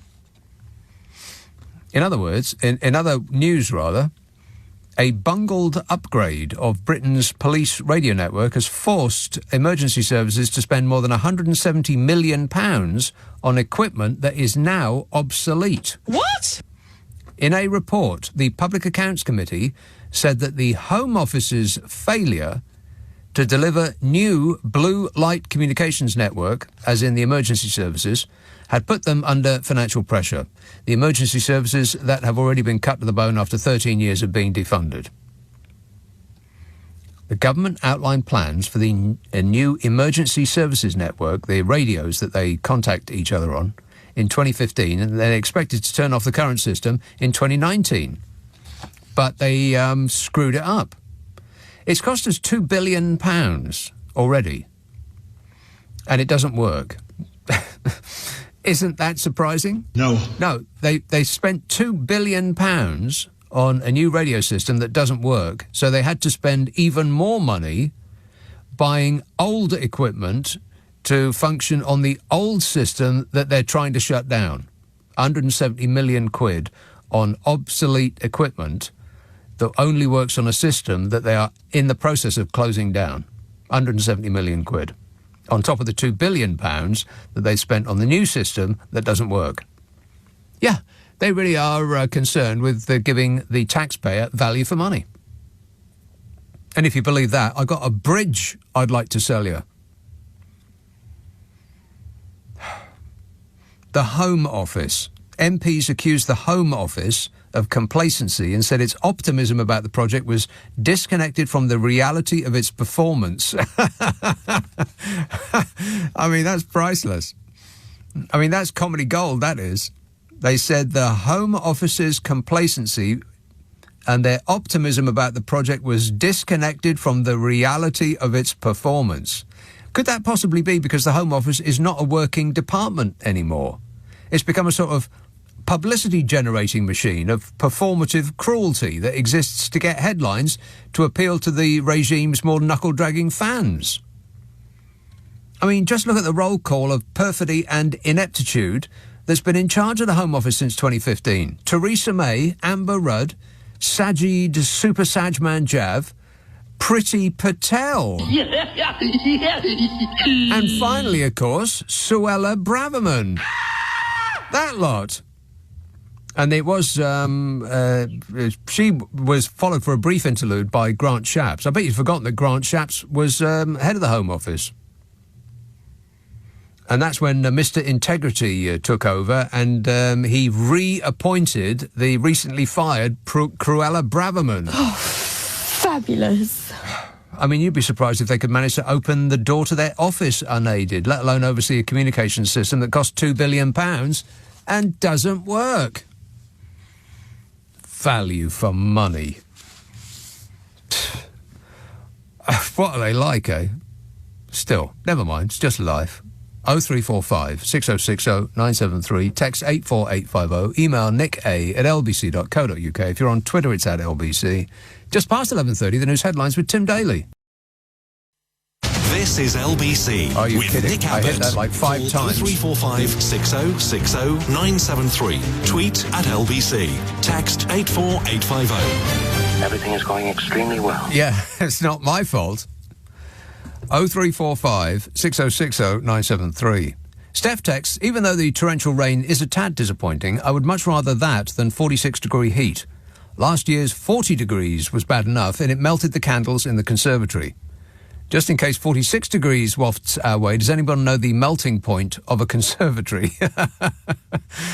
Yeah, at what temperature does glass melt?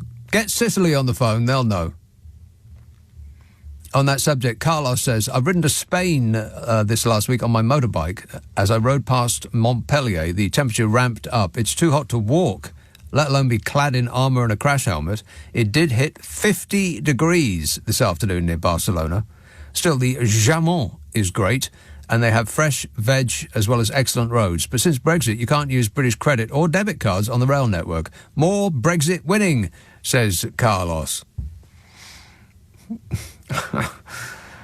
I can't believe that it's so hot just down there. I mean, it's very, very near, you know, geographically speaking.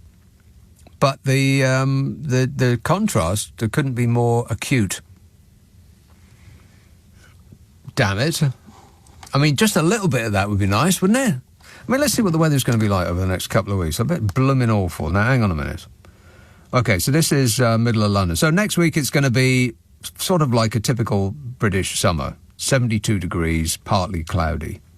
That's about what you could expect ordinarily. And then the week after that, oh, for crying out loud, look at that. Like 70, 69, raining every day. Oh, fabulous. And don't even get me started on Glasgow. All right, I'll check while you wait. Oh, well, See? I should stop whining. Exactly. Raining every single blooming day. Never mind, eh? 0345 6060 973. Southwark. Hello, Daniel. Hi, how are you? Good, thanks. Okay, good. What I was going to say is people should study, the importance of language and how to use it properly, in order to get the law behind them. And also, there's a thing called the Magna Carta. I think that's what it's called. Like it's, a man of the land. And there's a lot of things in there that can help people to stop paying certain taxes and certain bills that we don't actually have to pay. So it's worth studying that as well. And secondly, why is no one talking, climate, the whole climate thing, why is no one saying that it refers to this in the Bible, in Revelation? And no one's even talking about that. Right. Okay. You've given us a lot of material to think about there, Daniel. Leave it with me. 0345 6060 973. Graham texts, I like all politicians. I'm a moron, though, says Graham. And Les says, Nick, do you think that Rishi Sunak struggles to say the word priority because psychologically his brain knows he's lying and it tries to close his throat to stop him telling a lie? No, I don't think that. I think that he can lie quite freely and comfortably. I think he can inflict pain on others while telling them he's helping them. What does that make him? Exactly. 0345 6060 973. Tottenham. Hello, Simon. Hello. Yes, sir. Hello, Nick. Simon. Yes, sir. I'm phoning from down here in Tottenham, just behind the new Spurs football stadium. Oh, yes. Firstly, I want to say thank you to all your team about this inheritance tax. I'm extremely grateful, and a lot of us down here are. About what? I bought my house in 1991 when I got married from a family friend. I had to go back to Jamaica.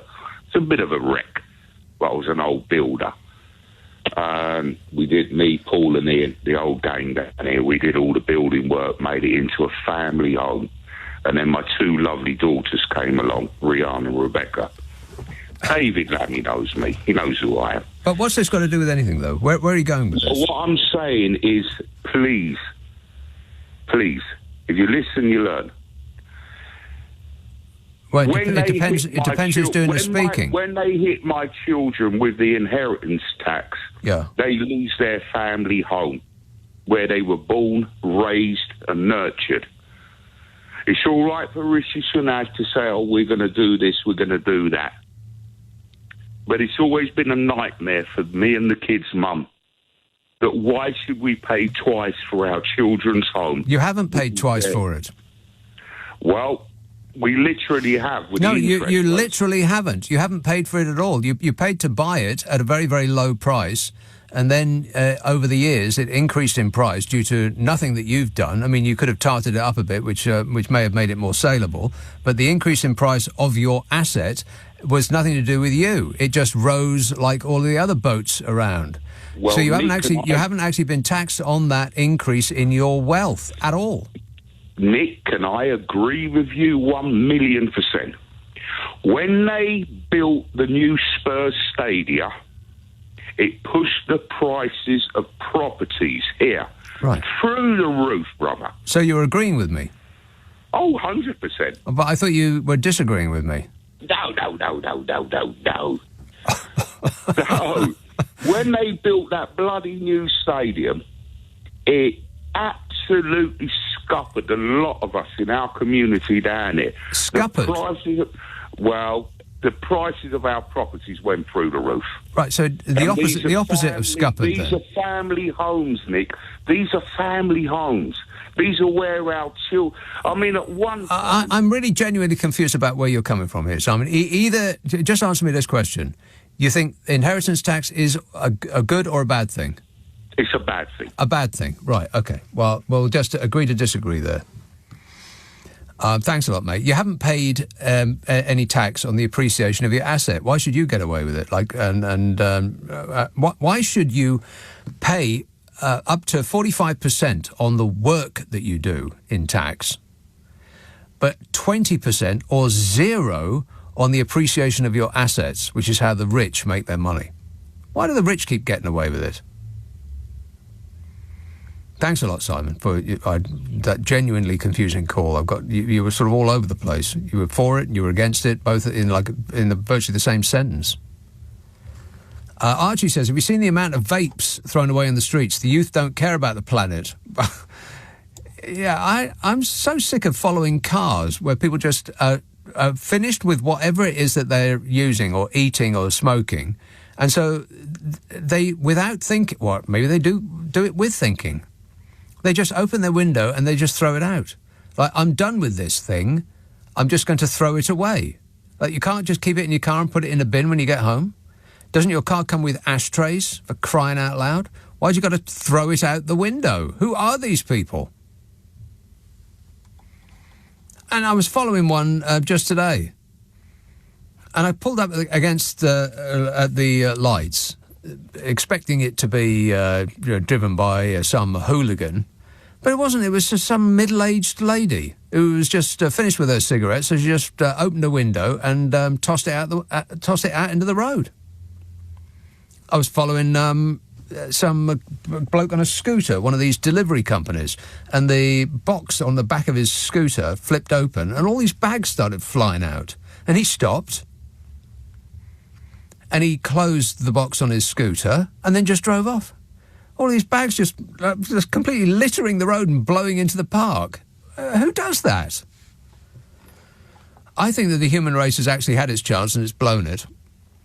I don't think there's any coming back from this point here. I mean, if I was the world, I would have shrugged us off long ago. I think we've had plenty enough time to prove ourselves, and we've come up wanting. Jack says, I'd highly recommend that people watch the documentary Nuclear Now from 2022. It clearly explains why nuclear power is a viable solution to generating green energy, especially when used in conjunction with solar and wind farms. Well, I don't know. That sounds like... are there any stunts in it? I mean, is there like a fight on top of a train as it goes through a tunnel? Is there anything like that on it?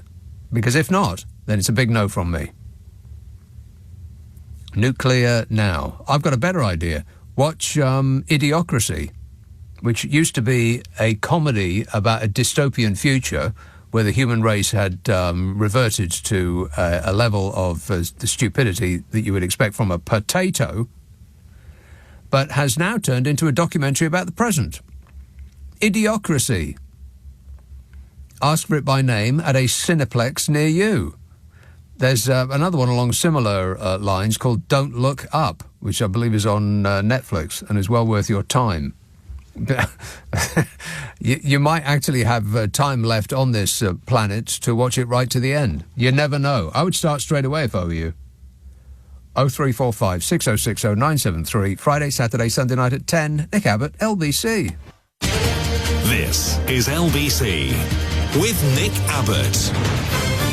What we got here is a failure to communicate. Yes, let's see who I'll fail to communicate with next. Birkenhead. Hello, Peter.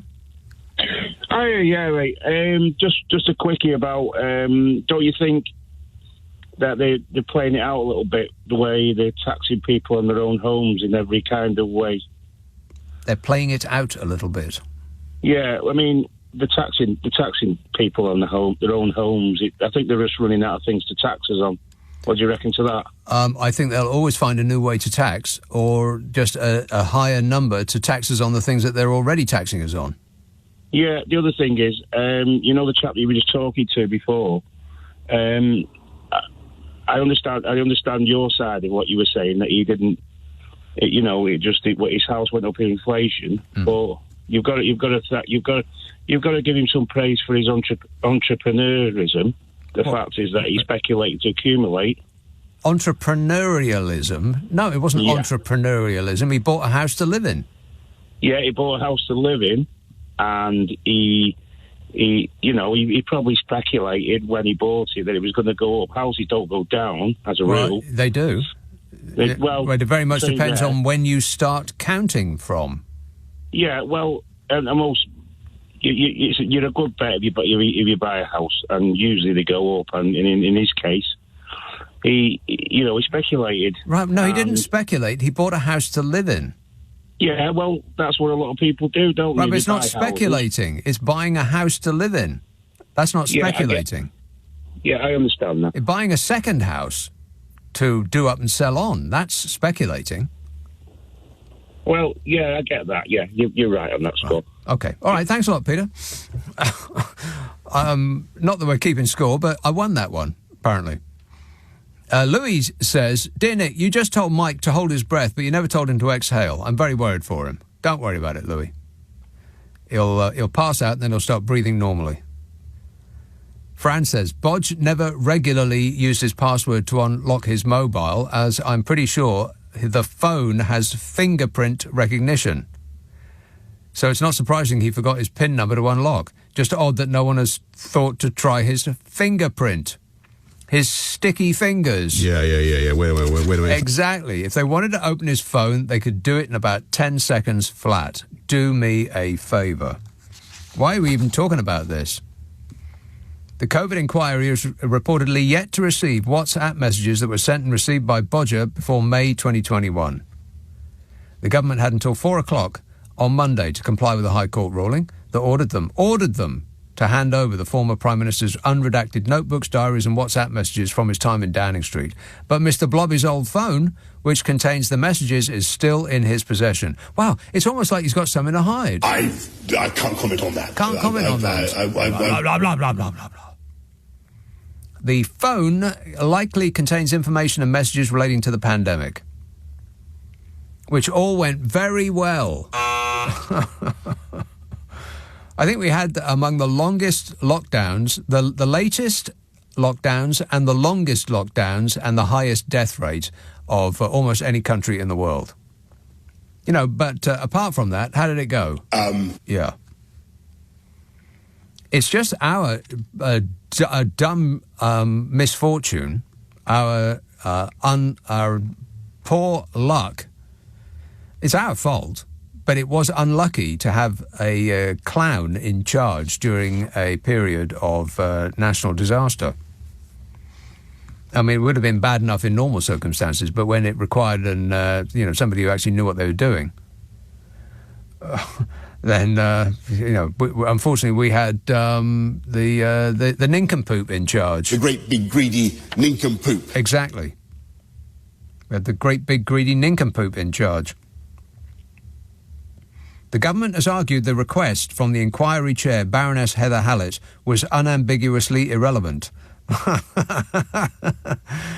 No, it's not unambiguously irrelevant. I mean, some of the messages on his phone may be unambiguously irrelevant to the case at hand, but that's a matter for the chair of the inquiry. The argument that it was unambiguously irrelevant and could be ignored was dismissed by Lord Justice Dingemans and Mr Justice Graham, who are both activist, lefty, woke judges. No! They ruled that Lady Hallett should be able to examine the documents to decide if they are useful or not, and return those that are obviously irrelevant. But the government has used your money to try to keep from an inquiry working on your behalf from getting the information it needs to come to a conclusion about the worst health crisis of modern times and something that led to fraud costing us billions of pounds, the whereabouts, no one knows. Or the people who do know aren't saying. I mean, to the untrained eye, it looks like the biggest swindle in history. A heist so huge, George Clooney should be starring in a film about it.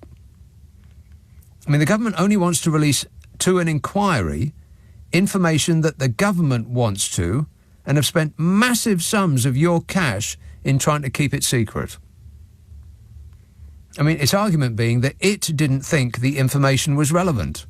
I mean, can you imagine what that would do to crime detection if that's the way things usually went?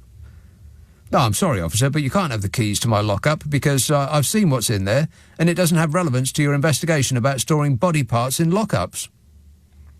And that's the end of the matter. Bodger told Lady Hallett this month that he would like to pass messages that are on the old phone to the inquiry.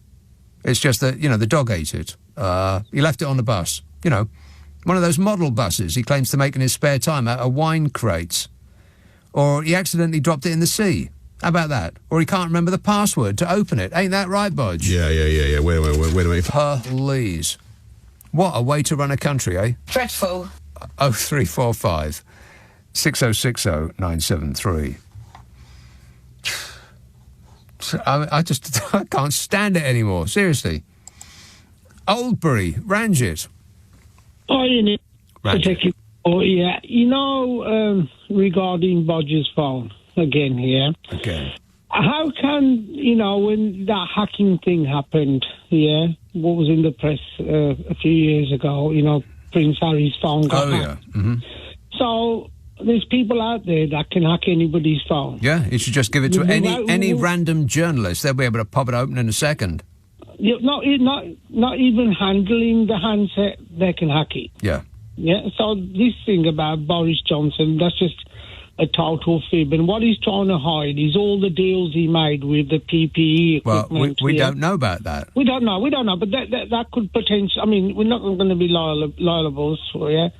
Okay. Well, you mean you won't? I won't, liable. Yeah, you're just leaving me with this mess. No, you're not. I'm the one that's saying it, and I understand that I've probably... Right, well, we don't know what's on there, so it's pointless to speculate, but let's assume that it doesn't paint him in a good light, but then nothing he's ever done paints him in a good light. Yeah. Wait a minute. Okay. Regarding the police telecom thing, yeah? Yes. How much was that? 2 billion? 2 billion on a system that doesn't work, so they had to go back to the old system and spend another £170 million on new radios for a system that they're winding up. How much was track and trace? It depends. Something like that. It depends who you which article you read. It could be 35 billion, or it could be 56 billion. It doesn't really make any difference whatsoever. It's a pile of money that's so high you'd need crampons and oxygen to get to the top of it, and no one has any idea where it went.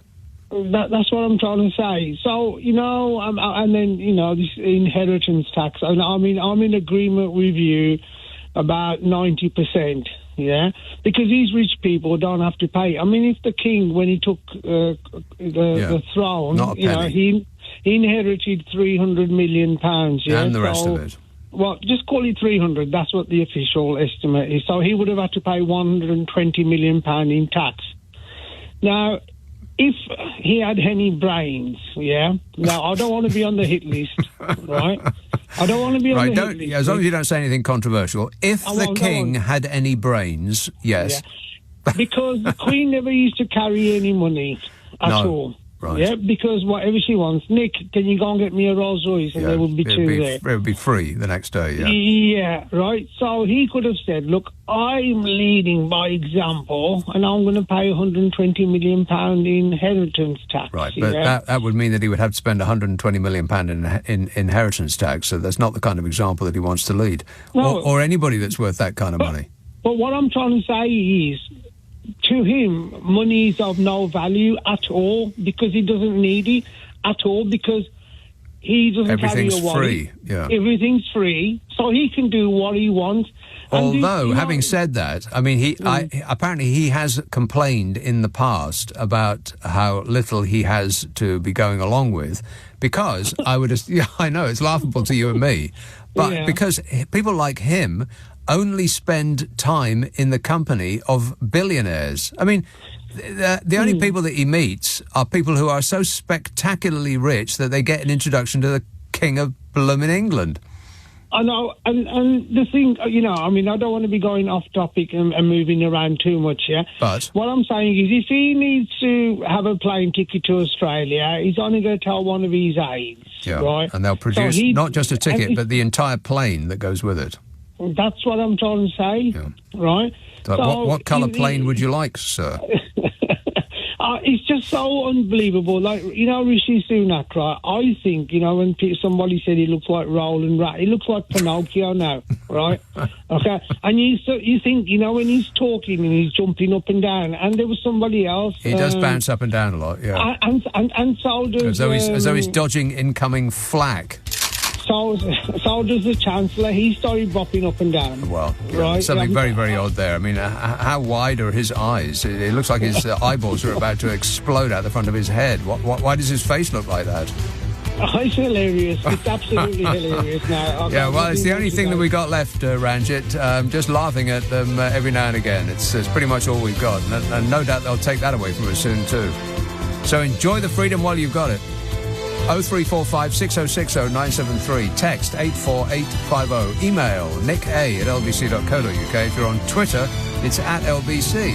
Friday, Saturday, Sunday night at 10. Nick Abbott, LBC. This is LBC from Global, leading Britain's conversation with Nick Abbott. Okie dokie.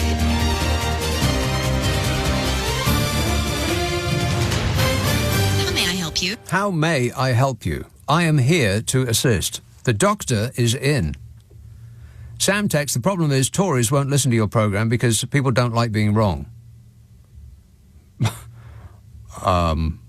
Okay. Spud texts, whatever happened to Spud You Like, by the way? I mean, they used to be everywhere, didn't they? Shops that only sold baked potatoes with the topping of your choice. I haven't had a baked potato and I can't remember how long. I like the ones with lots and lots of butter. And any kind of topping would be good. I like the tuna topping, and the baked beans was good, but cheese. Spud You Like, whatever happened to them? Anyway, Spud texts, Nick, presenters at Fox deny climate change. They call it a hoax. This is Fox News, the organisation that brought us the A-Golf Twitler. Oh, shut up! He says, Fox News call Democrats a climate cult. The Republicans' number one policy is to restart the use of fossil fuels and reopen the massive production of oil. Donald Trump wants to put money back in voters' pockets. The election is more important than the planet. Yes, that's right. Not remotely concerned about what happens to the planet, because they think that they will be just fine, that their money will protect them. Well, I think they might have to think that out again. It's like, so comical. Like Brexit, they think that, the newspapers that went for it big time thought that it couldn't possibly hurt them. Well, bad news. The Daily Mail's chief revenue officer said that Brexit was bad for advertising, even though the Mail had been one of the most vociferous backers of quitting the European Union. Isn't that sad? No. Dominic Williams, a senior figure at Mail Metro Media, the stable which includes the Mail and the Mail on Sunday and Metro newspapers, said that leaving the European Union was definitely having an effect on advertising spend because of the UK economy. He admitted his conclusion was ironic, given the Mail's stance. He said, we've had quite a tough time in the world. In the UK, we had Brexit, and then we had the pandemic, and then we had the Ukraine and the cost of living. I mean, there are four big things there, and it has affected advertising budgets, not just us, but everyone. According to the study by the University of Oxford and the Reuters Institute for the Study of Journalism carried out before the 2016 Brexit referendum, the Daily Mail published the most pro-leave articles in the run-up to the vote of any new UK news outlet. The articles were, right now, focused more on migration than the economy. But that's the way in which to get the cultists on side. Make them fearful of others. You start talking numbers at them, you start talking about the economy, and boring. They can't picture that. Tell them that a foreigner's going to move next door to them, and it's... What? Yeah. Criticisms of the EU continued from the Mail and the Mail on Sunday with stories like, it's potty for Europe to blame all our supply woes on Brexit, and Doom-mongering Remoners were wrong to blame economic woes on Brexit. And now the Mail's chief revenue officer is blaming Brexit for a downturn in their revenues. Stop whining. Honestly, you couldn't make it up. Ian texts, the King was in St Ives last Thursday. I was hoping he'd call in. I even got out my best china tea set and polished my bald spot, but he didn't show up. 0345 6060 973. Enfield, Mike. Mike. Oh, Mike. Oh, no, there was an ecstasy of fumbling there. Let's just check. I'll give him one last chance. Yes, Mike. Sorry. I think MTD, the income tax, also lost 22 million because they were trying to put to change the VAT system. It cost them 22 million, still not working. MTD, make tax digital. Right.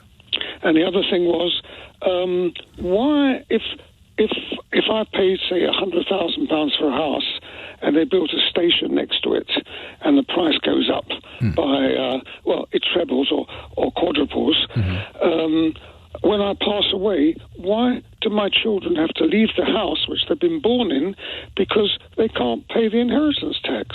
That's the problem. Well, if they can't pay it, then that's... They have to move out. I suppose so. Yeah, because the inheritance tax is only, $325,000. Well, how would you get around it, though? Without... Well, you'd start at $1 million and then go up in stages. But people will say, people will say, well, my house is worth £1 million, but I don't actually have any income. I'm asset rich and cash poor. Yeah, I know. But if they said, OK, we start at $1 million, and if the house is worth, and then you go up in stages like in income tax. You're not listening to me, Mike. 20%. It doesn't matter how much you start at, the situation will remain the same. People will always, at some point, have to move out of their house in order to pay the tax. Which is wrong, isn't it? No. Why do I have to move out? Because you have to pay the tax. Next to it. Because you have to pay the tax.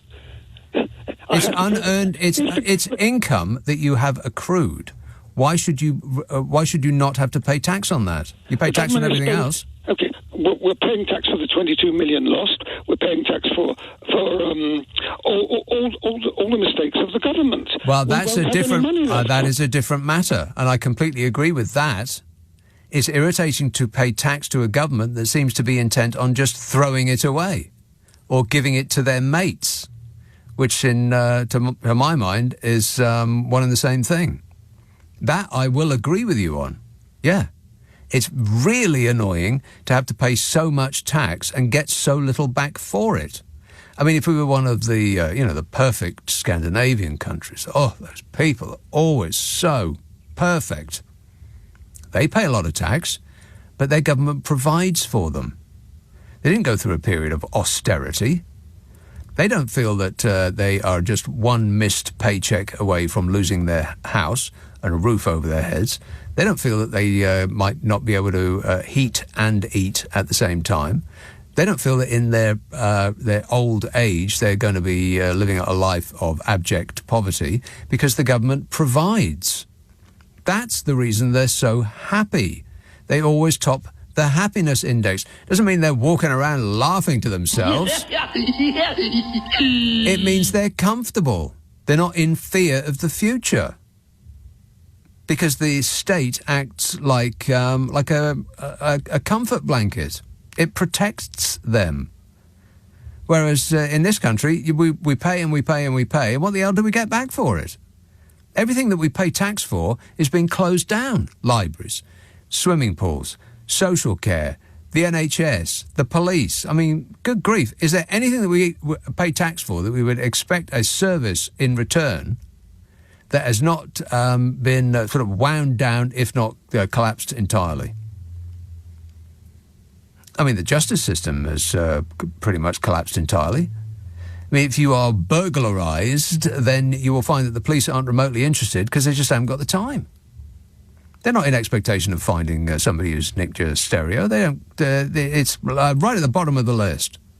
So they probably won't even come out to check you out.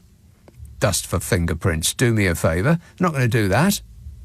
They haven't got time to follow up on the murders, never mind about somebody just nick your car. So where the hell does the tax actually go? It's an excellent question. I can understand completely that people would feel irate having to pay an inheritance tax, or death tax, as they will be calling it from now on. Believe me, this will be probably the last time that you hear the phrase inheritance tax, certainly coming out of the mouth of a Tory. They will all be, they'll get the memo first thing on Monday morning. We are, from this moment on, calling it the death tax, because that's what's worked in America. People don't like to contemplate the idea of dying or paying tax, but you put the two and two together and people will be freaking out. But yeah, where does the money go? It wouldn't be so bad if we paid all this tax and we actually felt that we were getting something back for it. God, it's infuriating, ain't it? It's almost as though this is not a very well-run country. Rach, R-A-C-H, texts, it ain't all bad. It could be better, but for now, I'm making hay while the sun's still shining, intermittently. I'm growing my own vegetables. I have a well-stocked larder, enough money in the bank to pay for my funeral. To pay for my funeral, music, books, a fan and blankets. All is well in my world, says Rach. And Rose says, she is always brilliant. She has really uplifted my spirits. Plus, I used to live near Maidstone in a hamlet called Hucking. I'll write to the king. I was talking about Joan. There's another one on Team Joan. We're with you, Joan. Joan is fighting the good fight. She's not going to be as mad as hell, and she's not going to take it anymore. 0345 6060 973. Cornwall, Malcolm. Oh, you've done it again. What? You keep doing this, Nick. You put me on a minute to the news. I expect me to contribute. I can't do it, man. Right. Come back after the news. But the news is like 16 minutes away. You mean the break? Break, okay, yeah. All right. Okay. Okay, what do you want? Yeah. So take a deep breath and relax, and I'll come to you after this. Nick Abbott on LBC. Call 0345 6060 973. Well, let's get back to it. Let's get back to Malcolm in Cornwall. Hello, Nick. Nick, I'll give you a tax.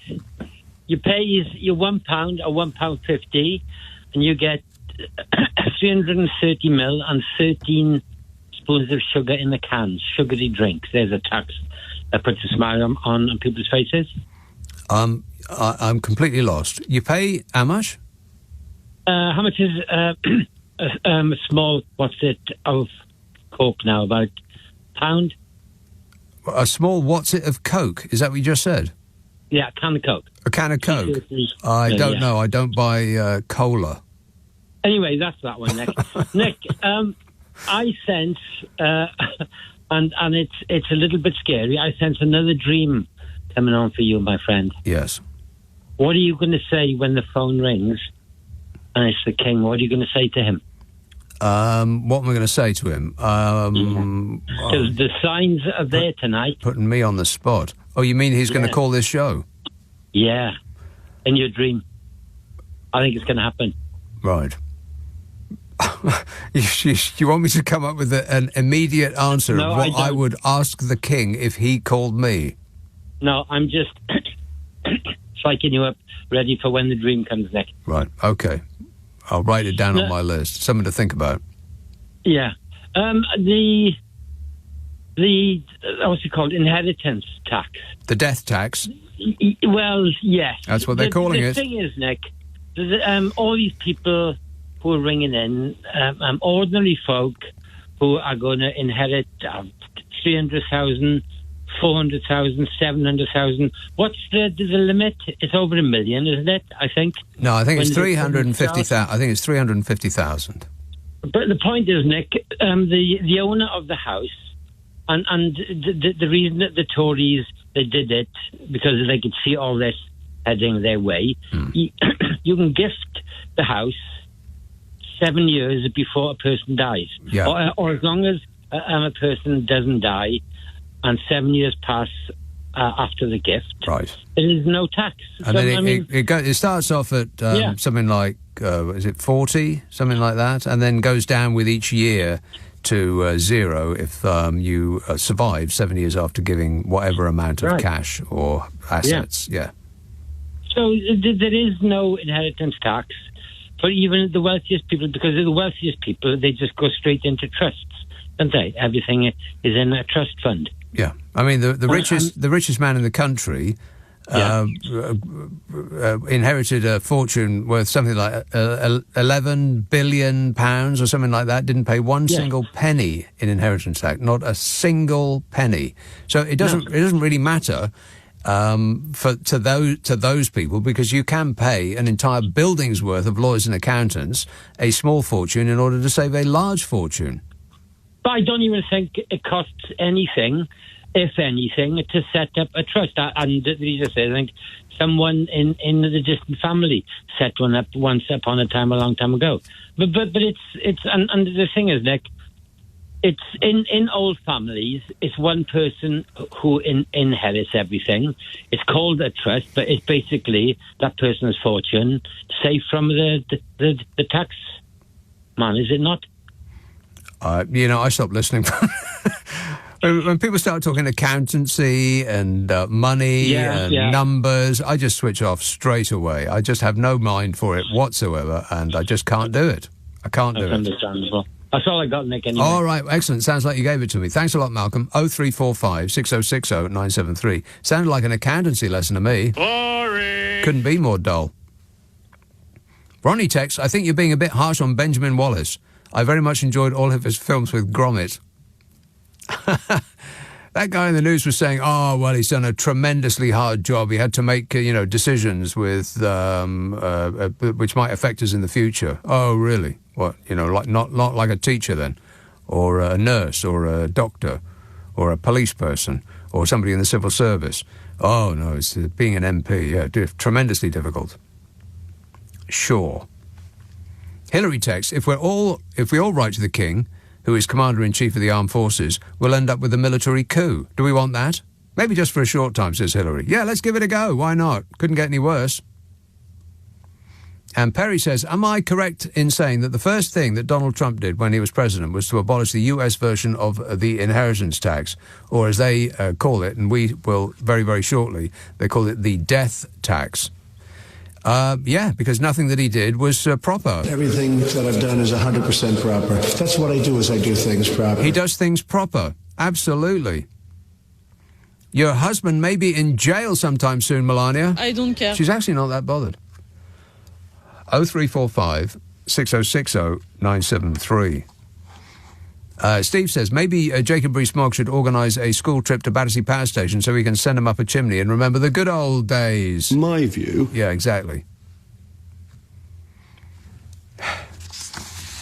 We're about to get have you noticed that the price of food has gone through the roof? Yes. Yeah, me too. It's about to get much, much worse. Oh, no. Much worse. Because there's a little thing that the government has not enacted yet, because of fear of what the consequences will be. And that is checks on food that come to this country from the European Union. I mean, we send food to the EU and other goods, and they get checked. Because the European Union is an organisation that is run by experts. We, on the other hand... Yeah. Wait a minute. It's just been a succession of clowns. Absolutely. And we don't have a country that's very well run at all. And so they didn't do it. They have not been checking food that has come into this country with the very specific reason that it would cause more inflation and gaps on the shelves. And that ain't me saying it. That is Smug himself. Jacob Rees-Mogg. This is news from April last year. The government has delayed plans for a fourth time to impose further checks on EU goods entering the UK, as Jacob Rees-Mogg admitted that the move would cost us £1 billion. He was the Brexit Opportunities Minister, if you can believe that. And at the time, he said that it would be wrong to impose the new administrative burdens and risk disruption at ports. Those are the same administrative burdens and disruptions that he and his like caused by lying to us about how great things would be if we voted to come out of the European Union. We could have cheaper food, clothing and footwear straight away. Straight away. He lied. Smug said a new regime of border import controls will be established by the end of 2023, this year, coming in shortly, despite it being the fourth time that the plans have been pushed back. And it is going to come in at the end of this year. On top of everything else, by his own admission, £1 billion in red tape and difficulties caused by the Brexit that his sordid, twisted little gang imposed on us. Of course, the EU got their act together straight away. Goods moving from the UK were subject to checks in the EU right from the off. And of course, that's impacted traders in this country that need to sell to Europe, our biggest market.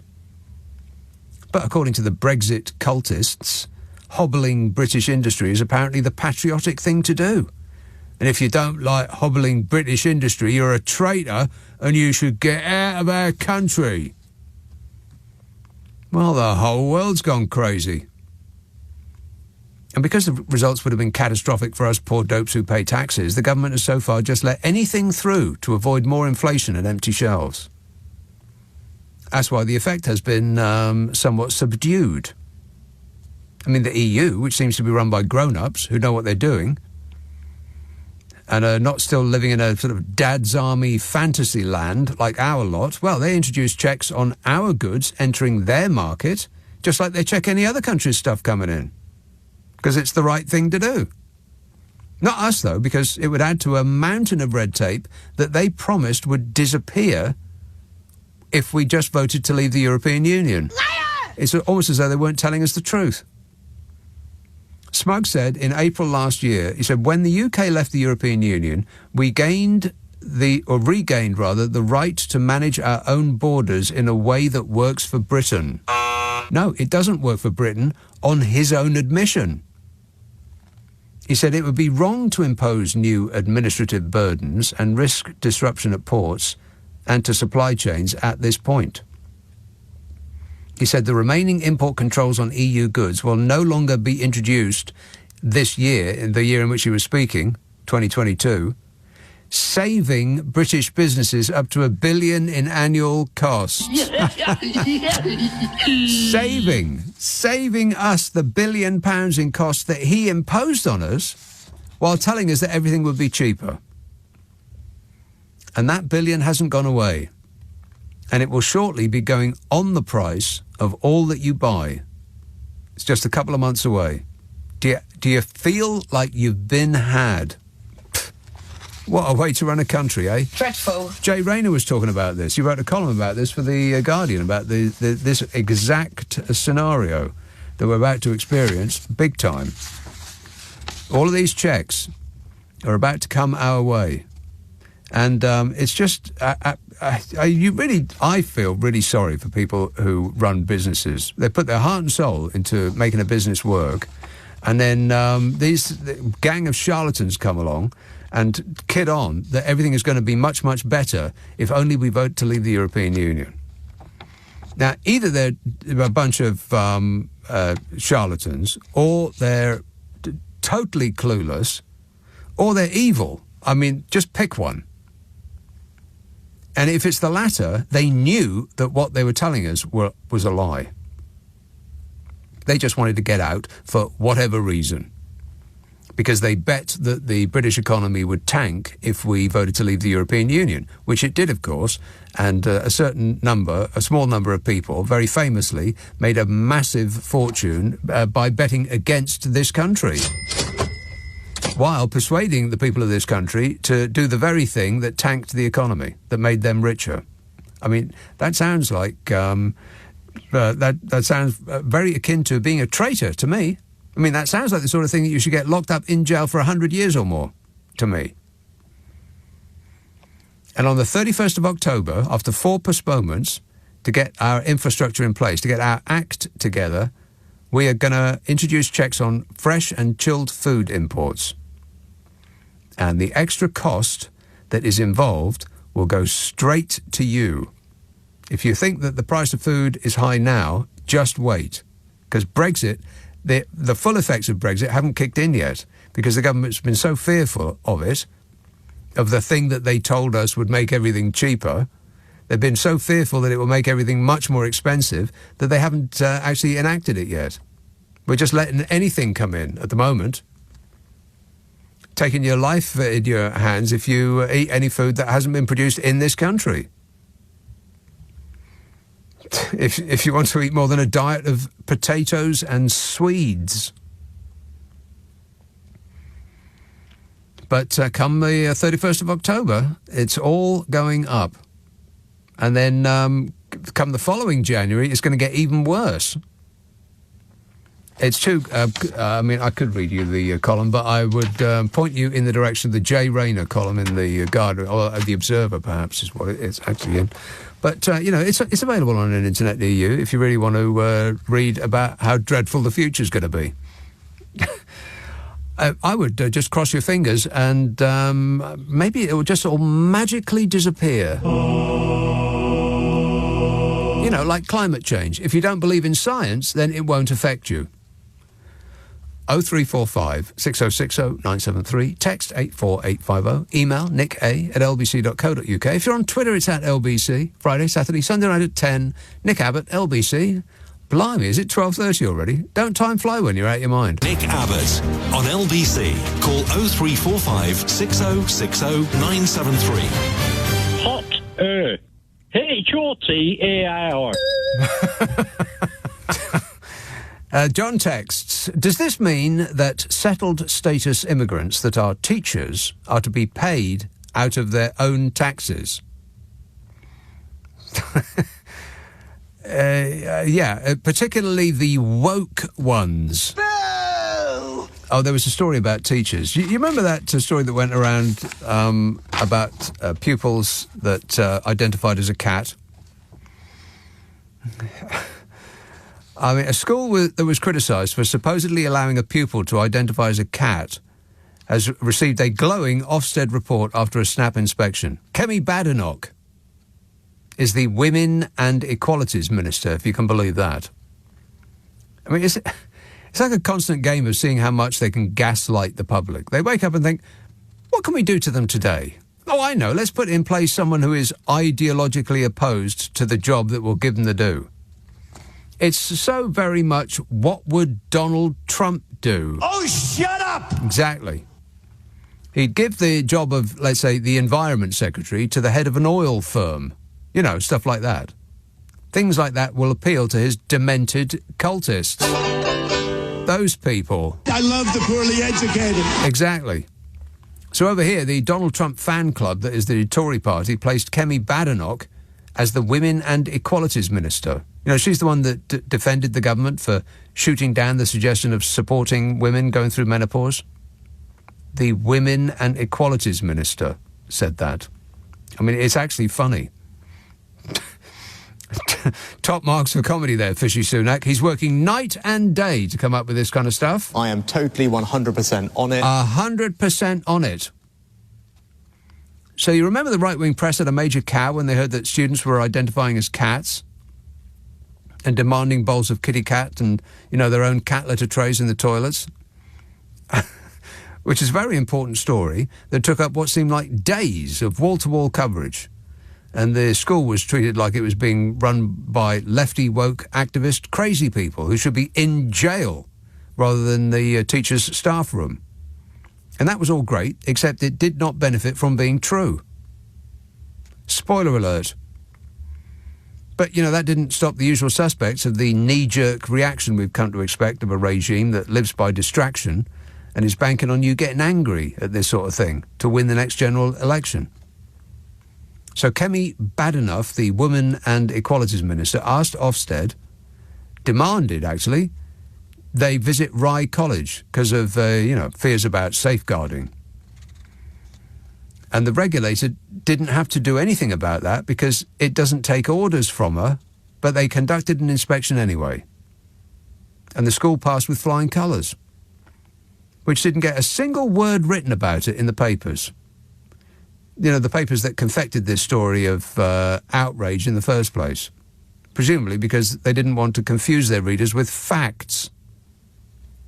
I mean, you remember, they said that pupils were identifying as animals, or the moon, or dinosaurs, or gay holograms. And then they brought out Catherine Burblesing, the person who always is described as Britain's strictest head teacher, as though that's somehow a good thing. She was wheeled out to claim that she knew of at least one school where a group of pupils identified as cats. I mean, just think about that for a second. I mean, would you, as your former child self, like to go to a school run by someone who delighted in the title of Britain's strictest head teacher? Yeah, no, me neither. So the school's regulator, Ofsted, was forced by the wind of fury to check the school out, and to the consternation of those that were fulminating about wokeism and lefty activists, the regulator liked everything they saw. They praised the relationships, sex and health education lessons at Rye College, a school for 11 to 16-year-olds in East Sussex, and said it had a culture of kindness. What? Kindness? Just like I said, woke lefty activism. We're not about kindness in this country anymore. Kindness. How unpatriotic is that? No! Its report said pupils enjoy weekly life education lessons and take them seriously.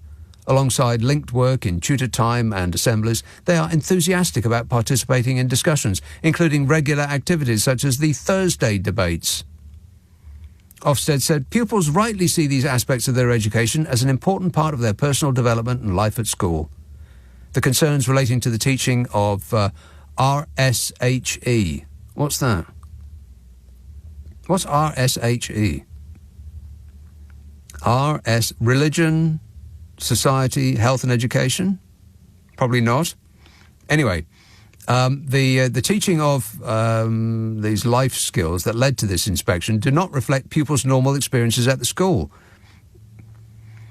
which I think is a slap for the Equalities Minister. Relationships, sex, health, education. I was right about everything apart from the relationships part. I mean, they were intelligent. They were kind. Maybe those pupils would like to have a go at running the country. I mean, it's just a thought. They could conduct themselves respectfully and maturely. What a concept. Have you ever heard the like before, Bodge? No. One pupil summed up the views of many. They said, "We are taught to think for ourselves, but able to respect everybody's point of view." Wow. It's like this country is maturing in reverse. School pupils are mature and respectful. Aged politicians, boorish and childlike. What a way to run a country, eh? Dreadful. 0345 6060 973. Only callers that identify as human beings are allowed on the rest of this show. Dagenham. Hello, Ash. Oh, hello. I feel like some of the people who have phoned in before have made all the points already, but I'll plough ahead. Government need to close loopholes like the trust thing that Malcolm was talking about, where people put all their stuff in the trust and then the kids inherit it and they don't have to pay any tax. Right. Because it's in a trust, and that's a loophole, in my opinion. And the second point Does that actually work, though? Because it seems a bit of a basic go-around. I mean, it's the sort of thing that people who don't have a lot of money could do, which is not really the sort of loophole that governments allow.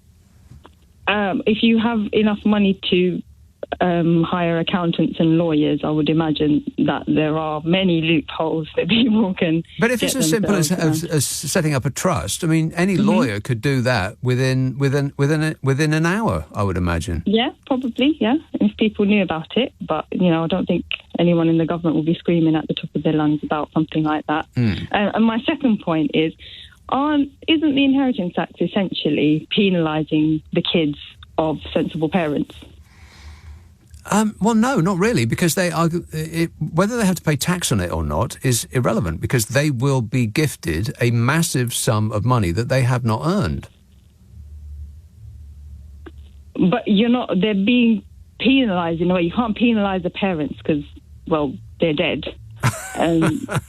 You know, like I don't think that's correct. Like, sensible parents have bought a house.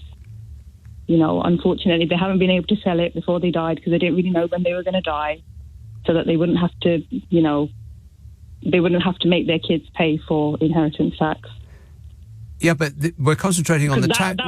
Yes, but we're concentrating on. Hang on a minute. We're concentrating on the tax part rather than the larger sum of money that they will be gifted that they have not earned, that their parents didn't earn. They just sat in their home while it doubled, tripled, and quadrupled in value. Well, that part I get, and that part I did agree when that gentleman from Tottenham phoned. Which I do get, but that's nobody's fault, really, if things go up in price. No, we're not talking about faults. We're talking about fortunes. Yeah. Okay. Yeah, I take your point on that, but I mean, it's money it's money that has been earned that no one has paid any tax on. But I don't think it would be earned if it's being passed over. That's not. All right, it's that's acquired. Not technically earning. All right, okay. It's wealth that has been acquired without you paying any tax on it. Why should you acquire wealth at 0% tax, whereas somebody who works for a living has to pay 25, 30, 40, 45% tax? In the same way, if you were to acquire it through a trust, you wouldn't have to pay the tax. Right, but you're saying that is wrong. I'm saying that what is wrong, I'm sorry. You're saying that trusts are wrong. I'm saying trust is a loophole. Right. Well, that sounds like it's... but you also said that loophole should be eliminated, thereby implying that you believe it is wrong. If the government really do want people to pay their tax, they need to close loopholes. Yes. If that's really what they want, which I don't think they do, because it would mean that it would close those loopholes. Well, they want certain people to pay tax. They want the majority of us to pay tax, but not them personally or anybody that they personally know. Yeah. Yeah. All right, thanks a lot, Ash. 0345 6060 973. Perry says, read that. Steve says, maybe Smug could organise... read that. Martin says, I wrote a letter to the King asking him to save us all. He sent me a reply saying he's waiting for God to save him first, because that's what our national anthem is about. That's right. Yeah, you've got to get it in the right order. A certain individual has said over and over again. And it was 30 or 35 questions. The first questions are very easy. The last questions are much more difficult. Like a memory question, it's like you'll go person, woman, man, camera, TV. So they say, could you repeat that? So I said, yeah. So it's woman, camera, TV. Okay, that's very good. If you get it in order, you get extra points. Okay, now he's asking you other questions, and then 10 minutes, 15, 20 minutes later, they say, remember the first question? Not the first, but the 10th question? Give us that again. Can you do that again? And you go, woman, man, person, man, camera, TV. If you get it in order, you get extra points. They said nobody gets it in order. It's actually not that easy, but for me it was easy. And that's not an easy question. In other words, they ask it to you, they give you 5 names and you have to repeat them, and that's okay. If you repeat them out of order, it's okay, but you know, it's not as good. But then when you go back about 20, 25 minutes later and they say, go back to that question. They don't tell you this. Go back to that question and repeat them. Can you do it? And you go, camera, man, person, woman, TV. They say, that's amazing. How did you do that? I do it because I have like a good memory, because I'm cognitively there. He used to be the most powerful man in the world. Can you believe that? I'm president. Can you believe it? This is LBC with Nick Abbott. Call 0345 6060 973. Text 84850. Alexa, send a comment to LBC. Come on, we're running late. 0345 6060 973. Let's have a call in Sandbach. Hello, John. Hi. When you were speaking, you were talking about the common market. Well, it's Halloween, the day that the rules get changed. Oh, yeah, that's a good point. Yeah, that's right. And so that wasn't frightening enough. And the farmers will be really happy because they've kept the gob shut, waiting for the Labour government so they can start moaning. But the Conservatives, they're okay. Yeah. Don't worry about it. There won't be any farming in this country before long, so we've got nothing to worry about. Yeah, okay. Thanks for that. Oh, was that it? Okay, excellent work. Thanks a lot, John. It was on and gone. Dave texts, perhaps Johnson's password was the names of his wives and children. No wonder he couldn't remember them all. Jasper says, I think Boris will have a Latin password. Maybe he uses the word mendax or something like that. It means liar, he says. Liar! Yeah. Or something mendacious, no doubt. Alicia says, Rishi Sunak has got a hard act to follow, trying to be as useless as Johnson and Truss, but leave him alone. He's doing his best. Absolutely. Yeah. I don't know what we've done to deserve this, but it must have been pretty bad. I just wish I could remember it, that's all. Macclesfield. Hello, Sue. Hello there, Nick. Sue. Just a note. I'd like to say perhaps the Conservatives are doing their bit for climate change by running the country into the ground and seeing us all off a bit quicker. Well, that's a good idea, yeah. If we all die just a little bit quicker, then we won't be clogging up NHS waiting lists. No, and like we said, they keep citing overpopulation as one of the causes. Yeah, so that's right. There we go. Solved. Yeah, no, problem solved. Yeah, all it needs for this government to be a success is the rest of us to just hurry up and die. Yeah. Well, I know I'm doing my bit. Yeah, well, I'm going to dig my heels in and not die. Yeah. Well, your name's going on their permanent record, Sue. You better watch it. Right. All right. Thanks for that. Okay. Cheers, minute. Ta-da. 0345 6060 973. Carl texts, a girl I know just saw the new Mission Impossible film and said it was amazing. I hope that gets you even more excited about seeing it, unless you already have. Carl, I already have. Been there, done that. Looking forward to seeing it again. I tell you what, there's it would be very, very hard. You'd have to be I don't know what kind of a person wouldn't appreciate the effort that's gone into that film. I mean, talk about value for money. It's excellent. It lasted just shy of 3 hours, but it didn't really seem like that at all. It flew by. Okay, there's some great, some long stretches where they're explaining what it is that's happening. But some films, action films particularly, in fact, I think some of the old Mission Impossible films are guilty of telling us right at the beginning what's happening and then assuming that we've kept up with who's doing what to whom. And I very rarely am. I need things explaining to me at length, and they did that a lot. Maybe just a tiny bit too much, going for the slowest among us. But, you know, I appreciate that. Because if this film is lasting 3 hours, then eventually you're going to have to go to the loo, right? About halfway through, something like that. Because you'll have had a refreshment before you go. Booze. And that's going to work its way through you before 3 hours is up. And so when you come back, it's helpful for somebody on screen to actually explain what it is that is happening in case you missed something important. So I appreciated that. But the stunts, good grief. Tom Cruise is out of his mind. That's the only explanation I can find. What's annoying is that it's in 2 parts and we've got to wait another year for the next part. Damn it!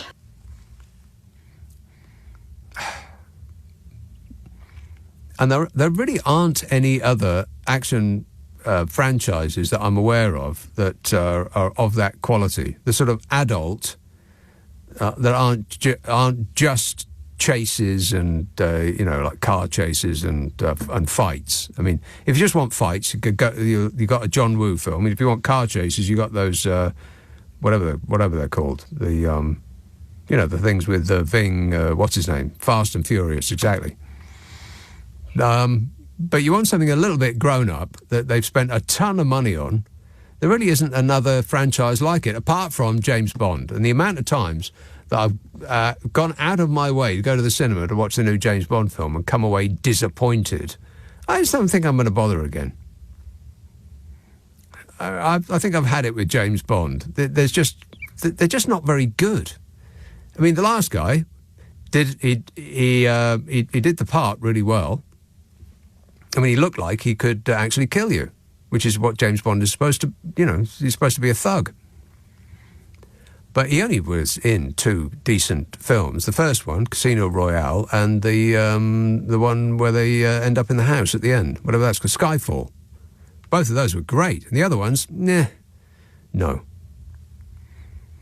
But, the Mission Impossible film is definitely worth whatever it costs to go in. You will not feel that you have been cheated. Believe me. Graham says, Wills and Watson have announced their precious little Georgie won't be expected to serve in the military. No mention of Brother Louis, though. Okay. I don't know which is which, but I'm glad to hear it. Or not, as the case may be. Ealing, Stuart. Hey, Nick. I haven't called him for ages. I think Roger Moore. Roger Moore was the James Bond. No, he just wasn't. I'm sorry, but Nick, he had that sophistication, didn't he? I get that, but he looked like he would be more at home mixing you a cocktail than killing a bad guy. Yeah, I guess so. Anyway, look, talking about stunts and segueing like we do on this programme. I just got in from work. I've had a long day at work. But I was just going to say, I just read, in the newspapers today, sneaky inheritance tax Tories. I just couldn't believe it. I was like, you know what I mean? Like, I'm going through probate and, inheritance tax myself. Mm-hmm. And I just thought, goodness gracious me. Yeah. What, in a positive way, or you're suspicious of this new move? I just thought it was so sneaky because, that will pull at the heartstrings of so many people in this country. They're not going to call it inheritance tax. Trust me when I tell you, every single Tory that talks about this issue will call it the death tax because that's the cute trick they've learned from the Republicans. And when they asked people about inheritance tax, then most people would in America said, well, that's okay because I'm not going to be affected by that because, my estate isn't going to be worth the amount above which tax is imposed. Yeah, because I think from what I remember about reading, I just quickly kind of scanned it today. Mm-hmm. I think it was in Guardian, but it was saying anything over, as we all know, so anything over 325,000, you're charged 40% tax. And let me finish this thought. In America, when they asked people about inheritance tax, then it was received positively, just as taxing the wealth of billionaires is received positively. And so the Republicans thought about this for a moment and thought, well, maybe we're just calling it the wrong thing.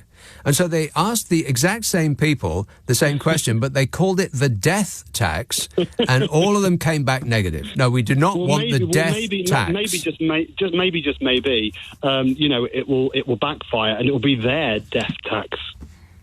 Well, that's a dark thought, Stuart.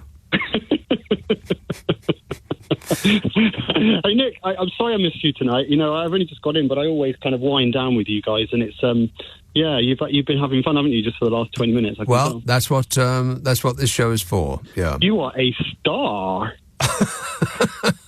Yeah, like the sun in the sky. Yeah, right. Okay, thanks a lot, Stuart. There he is, winding down. Booze. Exactly. Hey, by the way, if you missed any of this super show, then we do put the Friday and Saturday night shows up on the internet as podcasts. The idea is we take the news and most of the ads out, mostly. which means it takes less time to listen to. You'll use less electricity, and by that method, you'll do your bit to protect the environment. And we appreciate that. Thank you. And let's see how many texts and tweets I've got. Oh, my God, way too many. Right, I'll just start picking them at random. I've got a minute. Pete says he might have forgotten which finger he uses to unlock his phone. Yeah. Wait a minute. Yeah, or in fact, where it's been. Phil says the very wealthy never pay inheritance tax because all their assets are protected by clever accountants and lawyers, as well as using tax havens. Getting rid of the tax is simply a carrot to middle-class aspirations.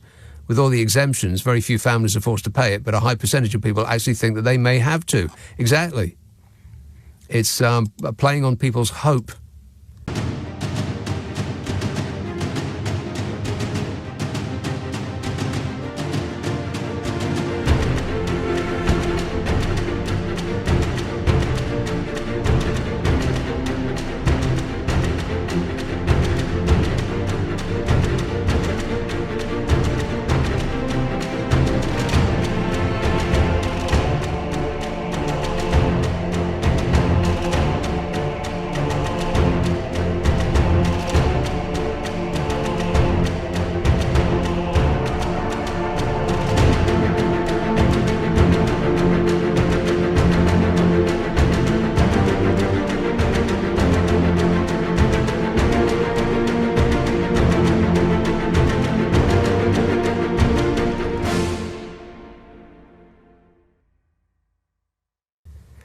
Nigel says, government getting rid of inheritance tax, which, that's a lot of numbers. Forgive me, but I haven't got time for numbers. Andy says, I'd have supplied the government with a system that doesn't work for a few 100,000, but they never contacted me. That's that radio system that they spent £2 billion on that doesn't work. Isn't that totally surprising? No. Surprising? No. Surprising? No. Surprising? No. Surprising? No. Surprising? No. Surprising? No. Surprising? No. Surprising? No. Surprising? No. Surprising? No. Surprising? No. Surprising? No. Surprising? No. Surprising? No. Surprising?